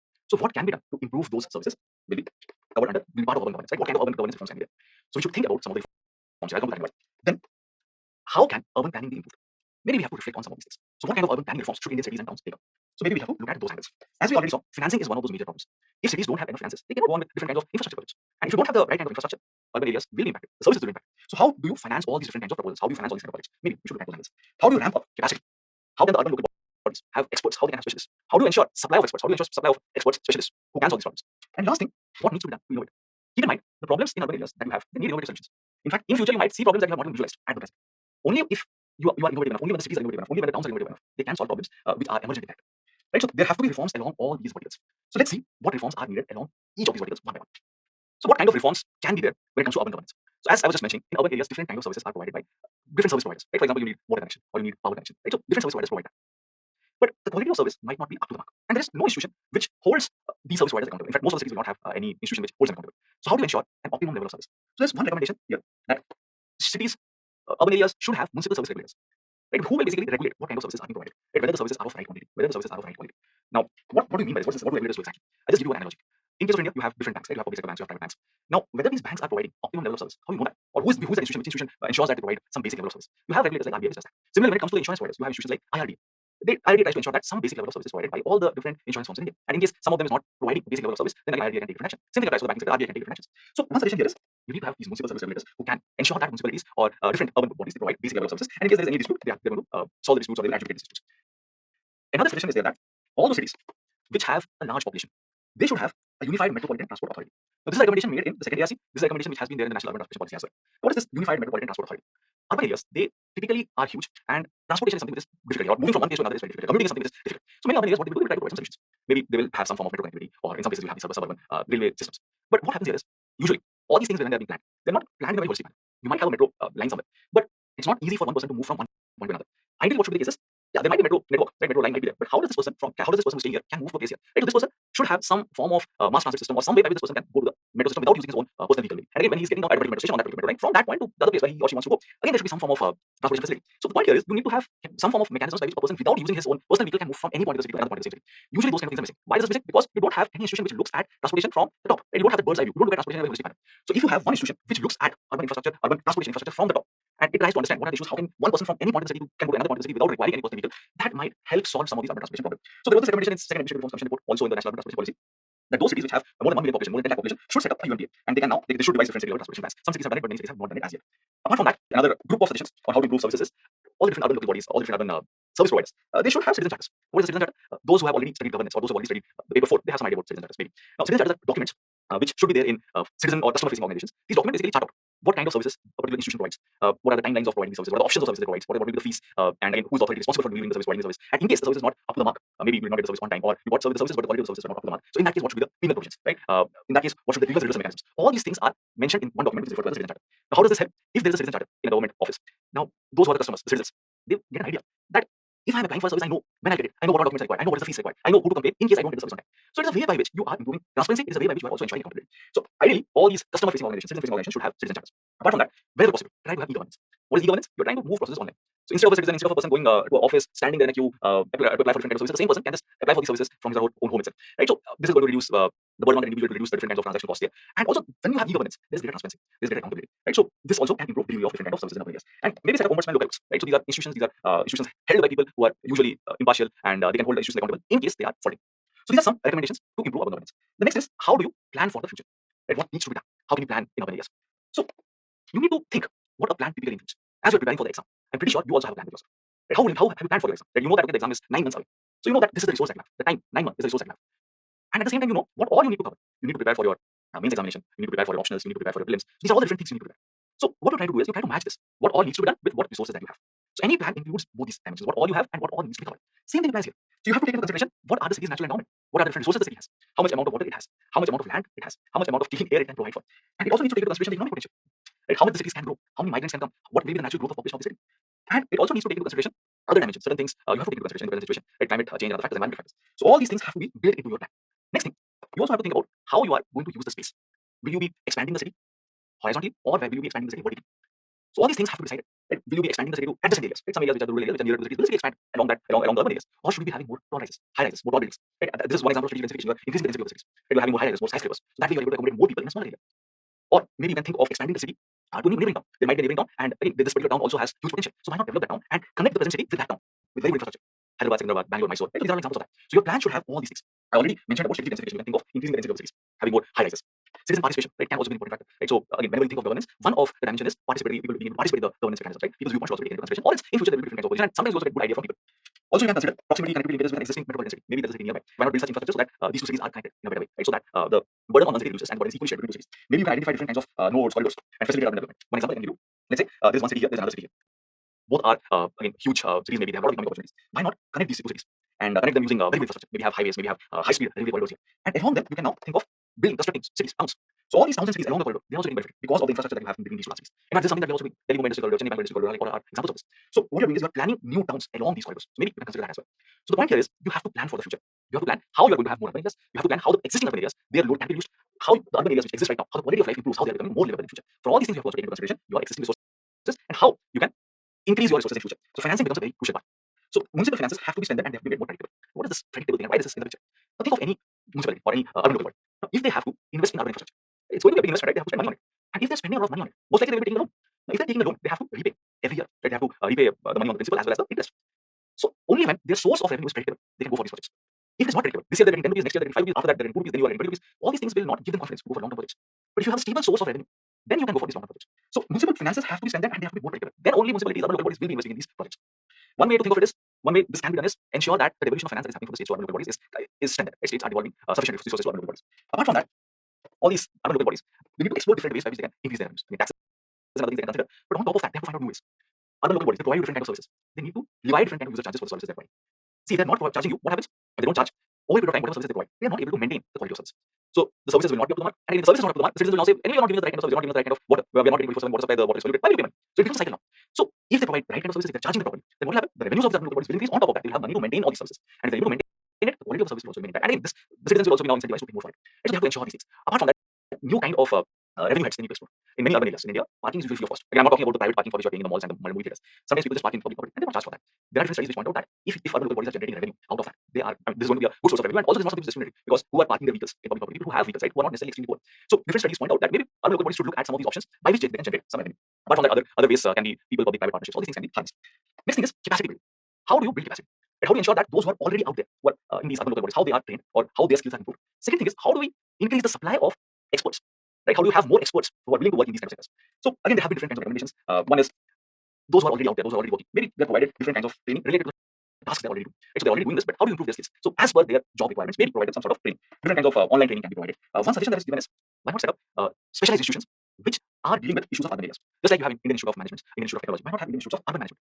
Right? So they are going to train students who will be expert in issues that are there in urban areas. For example, traffic congestion, how do you handle it? How do you manage solid waste management? How do you ensure in urban areas the air remains less polluted, right? Air remains less polluted, the AQI levels are good. So why not have these kind of institutions, and these institutions will train students so that they can take up these challenges in the future. Apart from that, they will also have scholars who will do different kinds of research, which will also contribute. Apart from that, different kinds of project management systems, maybe these can be introduced to build capacity. So this is how capacity might be built in these areas. What about the new kind of challenges that are emerging? How do you solve these things? So you have to constantly innovate. If you are not innovating in this space, then you will not be able to solve the problems. How do you innovate? See, maybe there are certain kinds of ideas already there. Maybe there are some problems in some cities, and these cities have tried their best to solve it, and in some cases, maybe the cities have already solved the problems. And some new cities, new towns are now facing this problem, which has already been solved by some cities and towns. So if you have a repository, a knowledge repository, a portal maybe, where cities who have solved the problems, they just post, okay, this was the problem that we faced, this is how we solved it. The new towns, the new cities, the cities which are having this problem recently, they can look for the solutions here, and they can use it, they can apply it as per their own context. So sharing of ideas can help learn from each other. And but it's also keep in mind that it's not that something which was solved in a particular city will, if you just copy it, it will be solved in another city. You have to contextualize it, right? Because circumstances in one city might not be the same in another city. A problem that was solved in Delhi, the same way it might not be solved in Bombay. Bombay might have to contextualize it, right? It has to look at its own constraints and accordingly apply the solution that was used in Delhi. So innovation is also important. Sharing of ideas can help innovate. So these are some things that needs to be taken. How do you improve governance? How do you improve planning? How do you improve the financial capacity? How do you build capacity? How do you innovate? Apart from that, few more things can also be taken. One thing that has been observed in the case of India and urban areas, there is usually overlap of functions. I'll give you an example here. Let's look at the city of Bangalore, right? So different kinds of urban services should be provided by the local bodies. But many times what happens, the state governments will set up different institutions. For example, in Bangalore, when it comes to land regulation, this is done by the Bangalore Development Authority, which is under the Karnataka State Government. When it comes to slum clearance, again, it is done by Karnataka Slum Clearance Board. Now, typically these things should be under the urban local bodies. Now, what happens? The urban local bodies and the bodies which have been created by the state government, sometimes they will have overlap of functions, right? There will be different kinds of conflicts here. So these kind of issues are there in multiple urban local bodies, multiple cities in different parts of the country, right? So there will be different kind of conflicts between officials, and whenever you have these kind of bodies, right? So these are things that needs to be taken into consideration. Apart from that, again, urban local bodies are fashioned in different ways in different states, right? The states who decide how we will be having urban local bodies. So in many cases, what happens? The elected official in these urban local bodies and the appointed official, generally the bureaucrats, among them there will be different kind of clashes. So these kind of things also leads to a situation where the service delivery gets impacted. So this also is something that needs to be taken into consideration.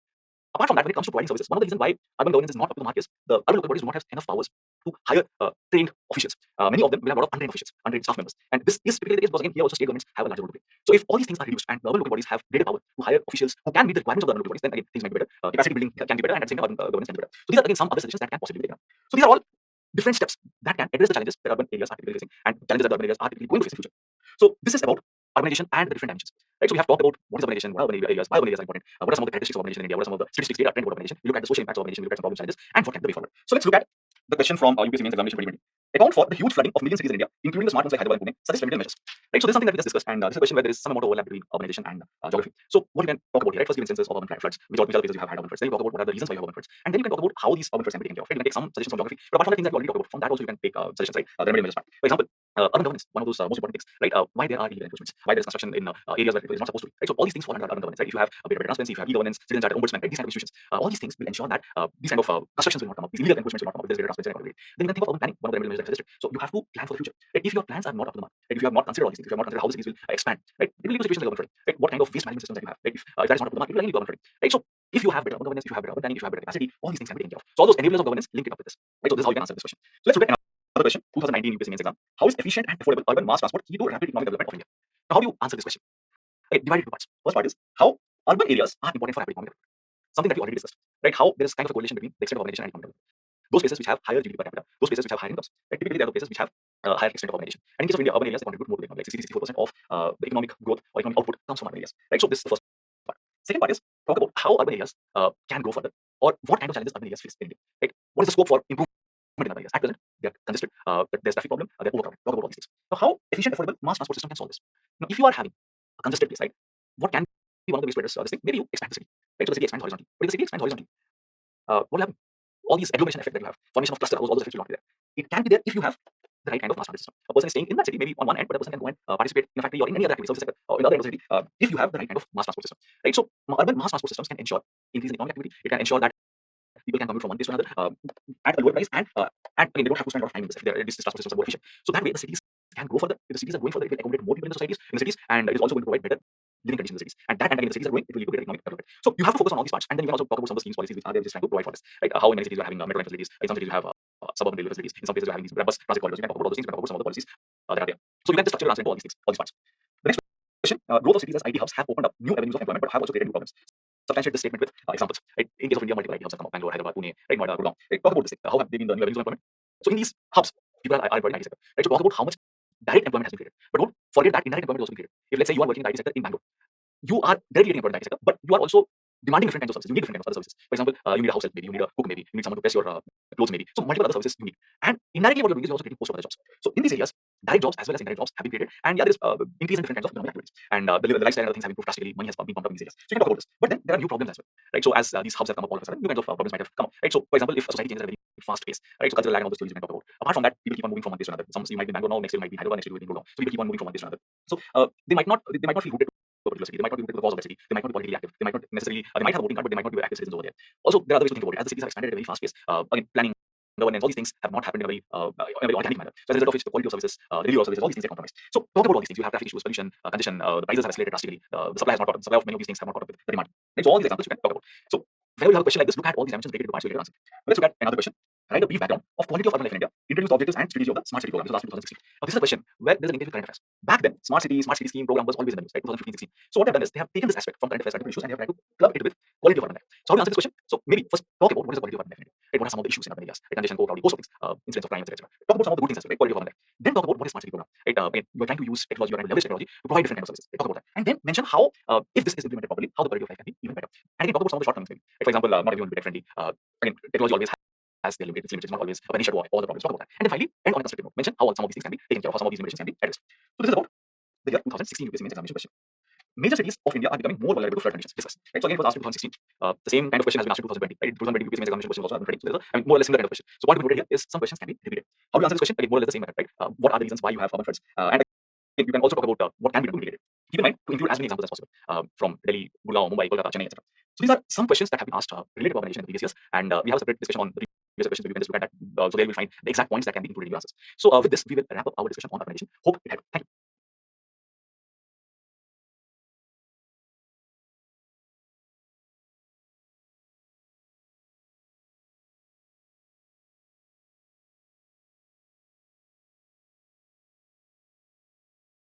Hi, friends. The next topic that we are going to talk about is the ease of living index.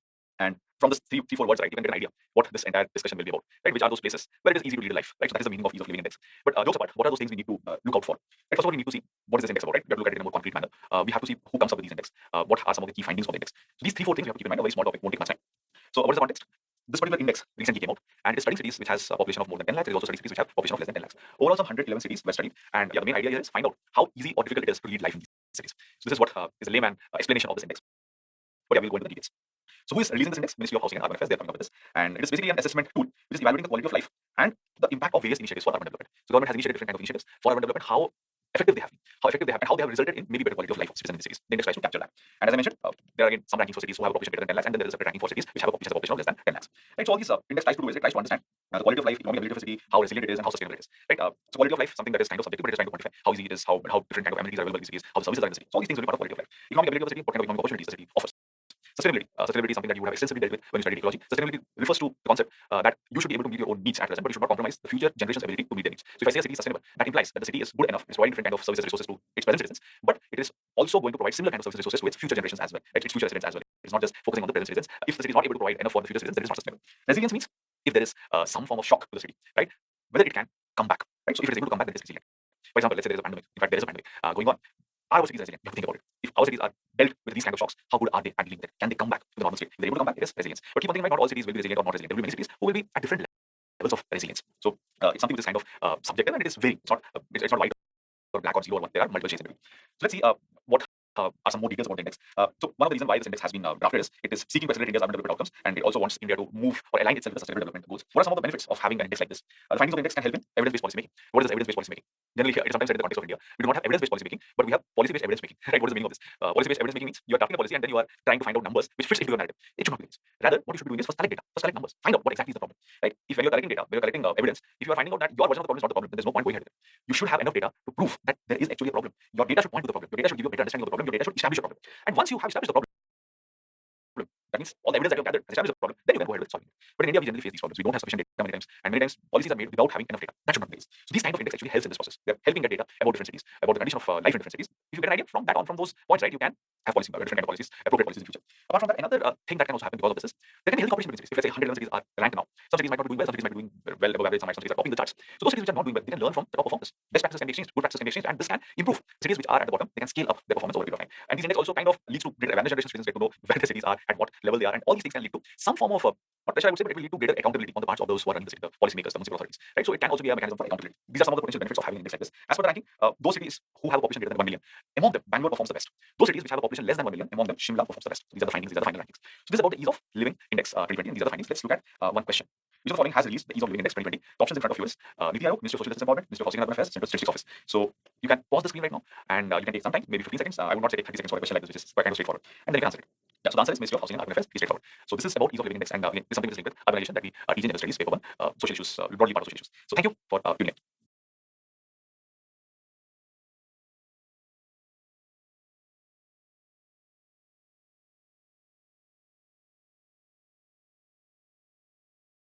Hello, friends.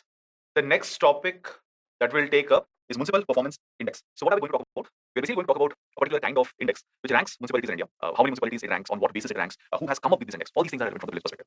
Also, we will look at some of the findings of this index, the 2020 index. Now, the findings might give us an idea about factors which can improve the performance of municipalities. And if performance of municipalities can be improved, just imagine how life-changing it can be for so many people all over India. Why do I say this? See, municipalities play a very, very important role. Most of the services that people get in urban area, it is linked with performance of municipalities. Many of the things that directly impact your life if you're staying in an urban area is dependent on how the municipality is performing, what kind of services it's delivering. Right? So understanding municipalities, how they can function better, all these things are very, very important. So let's get started. Now, what is the context? The Municipal Performance Index 2020 and its results were announced by the Minister of State Independent Charge, Housing and Urban Affairs, Mr. Hadid Puri. So this particular index was recently released, and along with this, there was another index. We'll talk about it in another session, ease of living index. So let's see what is the index about. The Municipal Performance Index assessment was undertaken for the first time as an expansion of ease of living index. So we have a separate discussion on ease of living index, so you can refer to that. But for the time being, what you can do is you just keep in mind that these two indexes, right, they're linked with one another. Municipal Performance Index and ease of living index. This particular index MPI was released by the Ministry of Housing and Urban Affairs. There are two MPIs. There's one multidimensional poverty index. So don't get confused between the other MPI and this MPI. Right? So they're two different things. What is the objective? What is the rationale behind having this index? This index is basically an effort to assess and analyze the performance of Indian municipalities on a defined set of functions, how they're doing well along these lines. And this index covers 111 municipalities, and it has taken into consideration 5 verticals. Some 20 sectors, 100 indicators have been taken into consideration. Now, what are these 5 verticals? Services, finance, policy, technology, governance. All these verticals have been taken, and how do the municipalities rank along these lines? For example, what kind of services they're providing, how many types of services they're providing, what is their financial situation, how much debt they are having, what is the kind of revenue, what is the source of revenue for them, what kind of policies are there, what kind of policies they have come up with, how much technology are they using in delivering different services, and how good are they at governing. So these 5 verticals have been taken into consideration. And you can just infer, right? All these are very, very important, and all these things have a direct bearing on the lives of citizens. So let's see what are some of the features here. Now, this particular index, it is trying to understand the functionality of the municipalities and their capabilities and the extent of their development. Right? Different municipalities might have different capabilities, and these capabilities are very important. Just think about it. In urban areas, the kind of problems that you face, right, it is very complex. In rural areas, the societies are small. The requirements might not be that much. The complexities are not that much. But in urban areas, the complexity is way more. And urban areas, the size of the community, the size of society is also huge. The density is huge. And different urban areas will have different kinds of problems. And new problems are emerging. For example, places like Bangalore, there is issue of congestion. Most of the cities in India do not have the right kind of waste management systems. Air pollution is a major problem in a city like Delhi. Now, to deal with all these things, you need to have a capable workforce, right? You need to not just capable workforce. Apart from the workforce, you need to develop different other kind of capabilities. The idea being, the municipalities have to be prepared for problems that they're already facing, they have to solve it, and they also have to be consistently prepared for new kind of problems which might emerge at any point of time. Think of it last year, pandemic, right? Now also the pandemic is continuing. Different waves of pandemic. There might be one variant now, tomorrow there will be another variant. So municipalities have to be ready to deal with each of these things. Right? So the municipal performance index is basically trying to understand all these things. And one of the many advantages, so to say, is if you have these kind of index, right, citizens can understand their local administration, government administration better. If let's say there is one municipality which is performing very well, people can understand the relevance of this. They can understand the people who are at the help, they're doing a good job, and they might reward them. But then there might be a municipality which is really just doing bad. So people can actually get an idea that this is how things should not run. They deserve better, and accordingly they can penalize those who are at the help. Right? So all these things can lead to better democratic processes. It can lead to better institutions in future. It can lead to greater transparency. It can lead to trust generation among different kinds of stakeholders. So now let's see some more details. As I mentioned, the ease of living index and the municipal performance index, they are both, they both come out together. Ease of living index we are dealing with separately, and then municipal performance index is something that we're talking about here. One of the key difference here is ease of living index. Right? What does it tell you? It basically tells you how easy your life is in a particular city or in a particular locality, right? In a particular urban area, how easy your life is. Municipal performance index is basically telling you how the municipalities are performing. So there's a relation here, right? If the municipality is performing well, then your life will be easier. So indirectly, municipal performance is kind of an input, and ease of living is basically an outcome. So municipal performance index basically focuses on factors that produce those outcomes which are caused in ease of living index. Right? So the factors are taken into consideration in this municipal performance index, and how the factors are leading to a particular kind of outcome. Those outcomes are measured in ease of living index. Right? So this is how these two indexes are linked with one another, and these things have come out recently. Now let's see what are some interesting findings from the municipal performance index. The first thing they're finding out is there is kind of an inconsistency in municipal performance across different sectors and verticals. There were 5 verticals, right? They're saying that there is some form of inconsistency here. That means along 5 verticals, most likely you will not find one municipality doing well in all the 5 verticals. What they're saying is many municipalities they have satisfactory performance in services, finance, governance, but they might not have good performance in other levels. Right? So that kind of inconsistency is there. Digital access, plan implementation, most municipalities are scoring below the median score for these sectors. So somewhere inconsistency is there. Apart from that, They're also finding out regional disparity. So what they observe is municipalities in southern and western parts of the country, they are doing really well. They are getting those top ranks along those 111 municipalities that were studied. Southern and western parts of India, the municipalities that are there, they are doing well. But municipalities in the northeastern, northern, eastern parts of India, they are among the bottom. Most of the top scoring municipalities are from major metropolitan cities. Right. So this is also interesting finding. Metropolitan cities are actually doing well, right? Irrespective of the kind of things that you assume to be there in the metropolitan cities, right? People are on the streets, they are sleeping under the flyovers. Despite that, right, they are the ones who are performing better overall if you look at the aggregates. Another thing, they find out how crucial is finance. They're saying that finance is something which is tightly interlinked with governance. Now, what is governance? Governance means your capacity to provide different kind of services. If you are a good service provider, then you are good at governance. So what they're saying is finance is something tightly linked with governance. So if you have the right kind of finances, then your governance will be good. So financial autonomy is a very, very crucial component in this decentralized governance. And if you do not have financial autonomy, then the urban local body, the municipalities, municipal corporations, they will not be able to perform well. They will not be able to provide the right kind of services. But this is very, very important, especially in the Indian context. Now, if there is a municipality which does not have financial autonomy, it doesn't have sufficient resources at its disposal, it is completely dependent on state government for its survival, then it will not be able to deliver services. So it has to be financially autonomous. And this is even more relevant in the context of India because many times you will find this issue. State governments would not be devolving sufficient finances to the municipalities, urban local bodies. As a result of which, the performance, the functioning of the urban local bodies is hampered, which indirectly impacts the condition of services, impacts the lifestyle or the different kind of options that citizens can enjoy. The municipalities that score high in finance also score high in services like health, education, infrastructure. So higher the finance, then all these sectors, the delivery, the services are better. The data in the index indicates that effective decentralization is yet to be achieved. Education and health were two areas of urban development where a significant number of city governments do not have jurisdiction over. Right? So effective decentralization has not happened. Ideally, health, education, all these things, right? City government should have a role to play here, major role to play. City governments are very close to the people. City governments are closer as compared to state governments and definitely much more closer than the union government. Right? So they have a role to play, and health and education are things which directly impact people's life. The city government might know what kind of education can work well here, what kind of education policy can work here, what kind of health policy can work here, what kind of health services might be much more effective here, but they don't have sufficient say here. Right? So this is something that can be considered, can be thought of. Right? Maybe states should devolve greater power, greater functions to city governments in terms of health and education. So these are the results. How different municipalities have performed. Those municipalities where the population is greater than 10 lakhs, right? Among them, Indore performs the best, then Surat, then Bhopal, Pimpri Chinchwad, and then Pune. Those cities where the population is less than 10 lakhs, New Delhi municipal population, Tirupati, Gandhinagar, Karnal, Salem, these are the places who are among the top ranks. Now let's look at a couple of things. Let's try to wrap up things that we just discussed. Trying to wrap up what all we talked about. If I try to conclude our discussion, so why is this kind of an index significant? Right? What is the benefit from this index? What kind of things we can leverage from this index? This index is providing data, like how municipalities are ranked, how they are performing along different verticals. When it comes to different kinds of services, how they're delivering. What is the linkage between finance and governance? All these kind of things, all these kind of insights are getting. So when you get these insights, it's something which can help in policy making in future. See, one of the major issues that we face when it comes to making policies is lack of data. We don't have right kind of evidences, right kind of data, and the evidence is not there. So all these things can help make policies into something which can help the government, and which in turn, right, if the government takes up steps, it can lead to better development. Right? So this is the first thing. Apart from that, the index is helping identify different kinds of challenges. It is helping identify the cause of problems. This can lead to sustainable solutions. Right? If you have to solve something, first of all, you need to zero in on the problem. And again, identifying problems is something which is not easy. Usually we think that identifying the problem is easy. That might not be the case. Sometimes the thing that you think are problems might not be problems. They are just symptoms of problem maybe. Right? So these kind of detailed studies can help you understand the problem, and accordingly you can have a solution. The index also helps examine how well a municipal body is functioning in respect to service delivery, financial management, efficiency of planning, and adoption of technology governance practices. Right? So if you are able to examine this can also help other municipalities. Right? Other municipalities can also replicate what some of the successful municipalities and urban local bodies are doing. So it can also initiate innovation. It can help in exchanging best practices among urban local bodies. So this is how these kind of indexes can be significant. Before we conclude, some thoughts. The role of urban local bodies. Since this entire index is about understanding urban local bodies and municipalities, I thought we should discuss about urban local bodies in just one slide. See, urban local bodies are the ones which are the administrative apparatus, right? They implement different kind of programs for urban development. They have a major role in planning and development activities at the grassroots level, and they also ensure faster delivery of different kinds of services. And they have a massive role to play along multiple lines, be it addressing poverty, be it infrastructure development, be it urban development, etc. So the point here is, in case of India, you have governments at multiple levels. Right? You have a government based out of Delhi, the union government. Then you have again different state governments, and then urban local bodies, also the panchayat institutions. They are the third level of government. Now just think of it. Which government is nearest to you? Which form of government is closest to you? Which form of government does things which directly impact your lives? I'm not saying union government does things which does not impact your life, but many of the things that union government does, the impact might not be as visible. Things that impact us on a day-to-day basis, most of them are actually dealt by the urban local government or the panchayat institutions. They're the closest to us, the third tier of government. But the problem is, when it comes to these bodies, right, generally the citizens are not giving enough attention. See, usually it is the union government elections which hogs the limelight. Right? Whenever you have elections for the union government, everyone talks about it. In fact, when it comes to the elections to the positions in the state legislative assembly, there also you will find enough attention. But when it comes to urban local body elections, you will not find that much attention. In fact, many times people don't even know who their local representative is. Many times people don't know what all comes under the ambit of the urban local bodies. You might have an issue with the road just adjacent to your place of residence, and for that you might blame the union government or the state government. The union or the state government might not have any role to play over there. So it is the urban local bodies which have a role to play there. So what I'm saying is, usually the citizenry, it doesn't focus on urban local bodies, but most of the things that might actually have a massive impact on the lives will be the ones that the urban local bodies provide. So focus should be more on urban local bodies, how they're performing, and especially when the different estimates point out that India's urbanization rates are going to increase. That implies that more number of people living in urban areas. That implies if the kind of urbanization that we are going to witness is haphazard, is not up to the mark, governance issues are there, then new kind of problems might happen. Already have so many problems, be it condition, be it pollution, be it different kinds of disasters that are happening. Urban flooding, for example, in Gurgaon or in Chennai. So all these things have to be addressed. For that, we need to have the right kind of performance by these bodies. These kind of index can play a very significant role. So that's why this topic, these kind of indexes are very, very relevant. So let's see one question related to things that we discussed right now. Which of the following statements regarding municipal performance index is correct? The municipal performance index was launched as an accompaniment to the ease of living index. It is released annually by the Niti Aayog. What you can do? You can just pause your screen, take 30 seconds, answer whether option 1 is correct, 2 is correct, both are correct, none of them are correct. You can pause the screen. So let's analyze both the statements. Right, municipal performance index, ease of living index. I mentioned, right, both of them have come out together and published together. So this is correct. It is published by Niti Aayog. It is published annually by Niti Aayog. The Niti Aayog did not talk about Niti Aayog, right? It was published by the Ministry of Housing and Urban Affairs. So this statement is wrong. So the answer is one only. I hope most of you got the answer right. So thank you for being patient for listening to this entire discussion. Thank you.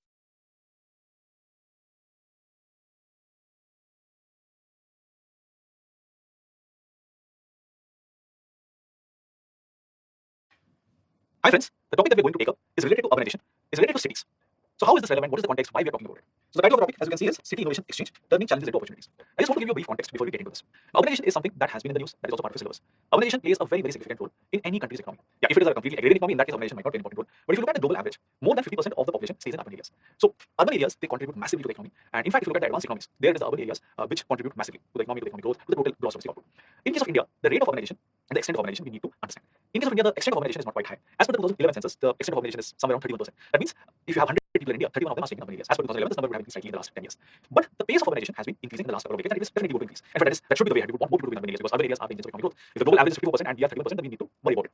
But as the rate of urbanization is increasing, as more and more people are coming to urban areas, the urban areas population is also increasing. What we have observed is emergence of different kinds of challenges. And it may not necessarily be just because of increasing population in urban areas, it might be also because of lack of governance.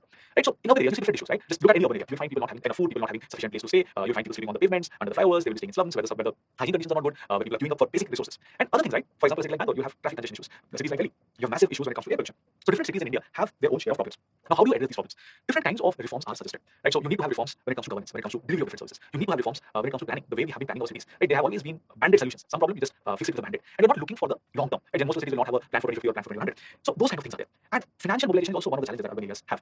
On top of that, we need to be more innovative. Right? So urban areas face different problems. Some of the problems we can solve by being innovative, right? By having different kind of ideas. Different kind of problems might have different kind of solutions. A particular problem, maybe a city like London would have had, maybe a city like New York would have had, they would have solved it in a particular way. But not necessarily the same method will work for, let's say, Bangalore or for Calcutta. Maybe you have to contextualize that. So there are a host of issues in urban areas. In future, the population of urban areas is bound to increase, the rate of urbanization is bound to increase. Whatever issues that you have, all these issues will become manifold in future. So to address that, one of the things that is very, very important is innovation. Right? You need to be more innovative. Maybe there are some solutions out there. Maybe we have innovators, maybe we have talent who knows the solution, but they might not have the authority, they might not have the power. The people who are taking the decisions, they are here. The people who are possibly having the ideas are here. How do you ensure that the people who have the ideas and the people who are taking the decisions, they are able to meet one another, or even if they're not physically meeting one another, their ideas are reaching, the ideas are getting connected. People with ideas are able to take their ideas to people who can administer. So this is one of the major challenges. The City Innovation Exchange is trying to address this particular problem. It is basically nothing but a platform which connects innovators with those who are playing a very, very important role in the cities, those who are authority in cities, those who are city administrators, or those who are part of different urban local bodies. So let's try to understand what it is, who has launched it, what is the background. One thing I want to highlight it here as well. That this topic is more relevant from the prelims perspective. In prelims examination, sometimes you ask questions about different schemes, policies, interventions from the side of the government. Maybe you can be asked about this. It may not be very, very relevant from mains perspective. It's not that they will ask you only on this. Maybe it can be part of a larger scheme of things. So let's look at this particular program in details. So what is the context? The City Innovation Exchange platform, as I mentioned, it is a website, it's a platform. It was launched by the Secretary Ministry of Housing and Urban Affairs at an online event recently. Right? So this has been launched recently. In fact, you yourself can just do a Google search, CIX or City Innovation Exchange, and you will be directed to that particular website and you can see what all is there. In fact, I would recommend you to go and check the website. It's a very clean, neat website that the Ministry of Housing and Urban Affairs has come up with. Now, what are they trying to do? The City Innovation Exchange, it is a platform that is going to connect innovators across the national ecosystem to design innovative solutions for the pressing challenges faced by urban areas. Right? So just look at these keywords. Urban areas in India have different kinds of problems. Traffic congestion can be a problem. Lack of affordable housing can be a problem. Safety, security, lack of safety and security can be a problem. Inability to provide education, healthcare, lack of proper urban waste management mechanisms, it can also be a problem. Different kinds of resources in urban area, that is very depleted. Drinking water facilities are not there. So all these are different kind of pressing challenges that urban areas in India have. Right? Not necessarily all the problems within one city, but one city will have large number of these problems, and the problems vary from city to city. Right? So these are all pressing challenges. But for them, for all these challenges, there might be some solution out there. There might be some researcher somewhere who knows possible way out. There might be college student out there. There might be some architect over there. They might have some ideas, some solutions to this. But how do you ensure that these ideas reach the people who can implement them? This platform is trying to do that. It's trying to connect the innovators with the cities. The entire mechanism is transparent, it is robust, it is user-centric. The idea here is to create an innovation ecosystem. So the idea here is to promote open innovation. The idea is to promote flow of ideas. The idea is to ensure that there is sufficient exchange of all these solutions. And at present, at the time the particular platform was launched, some 400 startups, 100 smart cities were already listed in the website. Some 150 challenge statements were also identified, problem statements were identified, and there were over 250 solutions at the time of launch. Right? So just think of how this is going to work. Let's say Bangalore lists out certain problems. The city of Bangalore, one problem can be traffic congestion, it lists it out. Waste management can be one of the problems, it puts it out over there. Similarly, city of Bombay, it might identify some problems, it can put it out. City of Delhi identifies that air pollution, especially in the winter months, is a problem. So they can put all these challenges over there. Then there will be some innovator who can just look at these problems and they can put out some possible solutions to that. And again, the cities might experiment with it, they might try it out, maybe at a small scale, and they might arrive at a solution. So this is what is intended out of this platform. What can be the potential benefits? So you can see something on the screen right now. This is something that I've taken from the platform itself. The platform talks about the intended benefits that can come out of this platform. So it talks about ways by which new solutions can be discovered. Right? So since cities are putting out their problems, there might be someone who can have a solution. So solutions will be discovered for different kind of problems. Similarly, this is something which can foster innovation. So if you have a problem out there, maybe it will tinker some people's imagination. They will try to find out ways by which something can be solved. And it is basically reducing the transaction costs, right? So some people might want to find out a solution. It is going to create an innovation. It might create an innovation ecosystem for the economy. Different kinds of complex challenges can be solved. It can also lead to avenues by which people can cooperate to come up with some solution. So cooperation opportunities can be created. So all these things have been identified here. Right? Cities can become more competitive. Right? So there might be competition between cities. Cities' competitiveness, cities' performance along different levels might improve. If Bangalore's traffic congestion problem is resolved, right? So it is something which can help it become more attractive. It can attract more investments. It will become more competitive. If some other cities are able to address some other woes, then that city is becoming more competitive. Right? So these are all different intended benefits of the City Innovation Exchange. What is the significance of this? If you look at it in a holistic manner, right? What are some of the significant features of the City Innovation Exchange? Right? So this is something which is going to boost the innovation potential of the country. Right? More innovators are incentivized. They are now having a larger platform. Now they are actually getting a platform to solve the problems, real life problems. So this is going to foster innovative practices. It is going to build innovation ecosystem in the country. Apart from that, look at the other side. Whenever there is any successful innovation happening, whenever a particular problem is being addressed by some of these solutions, what is happening? the people who are citizens, right, the citizens who are part of the cities, they are not getting benefited. If the air pollution problem in Delhi is being solved, think about those people who are not going to have respiratory health issues during the winter months. If the water scarcity issue is being resolved, then think about the benefits that people in Chennai might have. Similarly, if waste management are able to do properly, all the different kinds of harmful consequences of waste, right, on the citizens, it will be addressed. If safety and security problems were able to address, so law and order situation will become better, right? So citizens' requirements will be taken care of. The different services that citizens need will be provided in a better manner. Apart from that, it is also going to benefit the innovation ecosystem. Ideas are now being transferred from labs to real environment. And in the long run, if all this happens, think about cities, think about the country as a whole. Right? So different kind of problems have been resolved, governance issues have been taken care of, better governance is happening, better facilities have been provided. All these things might make our cities a lucrative destination for private investment, foreign investment, and this can further stem economic growth, further fuel economic growth. So ease of doing business, ease of living in cities is going to drastically improve if the platform works as expected, and if the ideas for different kind of problems, right, the solutions for different kind of problems, they are able to solve these things. So this is how CIX can be a significant program in the long run. So this is about CIX. Now let's try to answer one question. On the screen, you can see the question. Read the question. Which of the following statements regarding City Innovation Exchange platform is are correct? So I'm highlighting this. You have to identify what is correct. It has been launched by NITI Aayog. So NITI Aayog is the government think tank. It has come up with many indices, many policies in the recent time. It has suggested different policies in the recent time. So what's this particular platform launched by NITI Aayog? We have to think about that. It is a communication platform between two or more cities to exchange ideas for improving development plans. So again, think about it. So which of the options are correct? Is statement 1 correct, statement 2 correct, both are correct, neither are correct. So you can take maybe 60 seconds, maybe reflect on it, and then you can pause the screen for pause the video for that time, and then you can read it. So let's look at both the statements. It has been launched by NITI Aayog. NITI Aayog has not launched it. As I mentioned in the beginning, it has been launched by the Ministry of Housing and Urban Affairs. So this statement is definitely wrong. NITI Aayog has done multiple other things, but definitely they have not talked about this, or they have not, at least they have not initiated this. They might have talked about it, but they have not launched it. Second thing is a communication between two or more cities. Not necessarily, it is a communication between cities and innovators at the other end, right? So this is also incorrect. So both the statements are incorrect. So the answer is neither one or one. So this is about the City Innovation Exchange platform. Can be relevant from political perspective, government policies and interventions and schemes. So this is it. Thank you.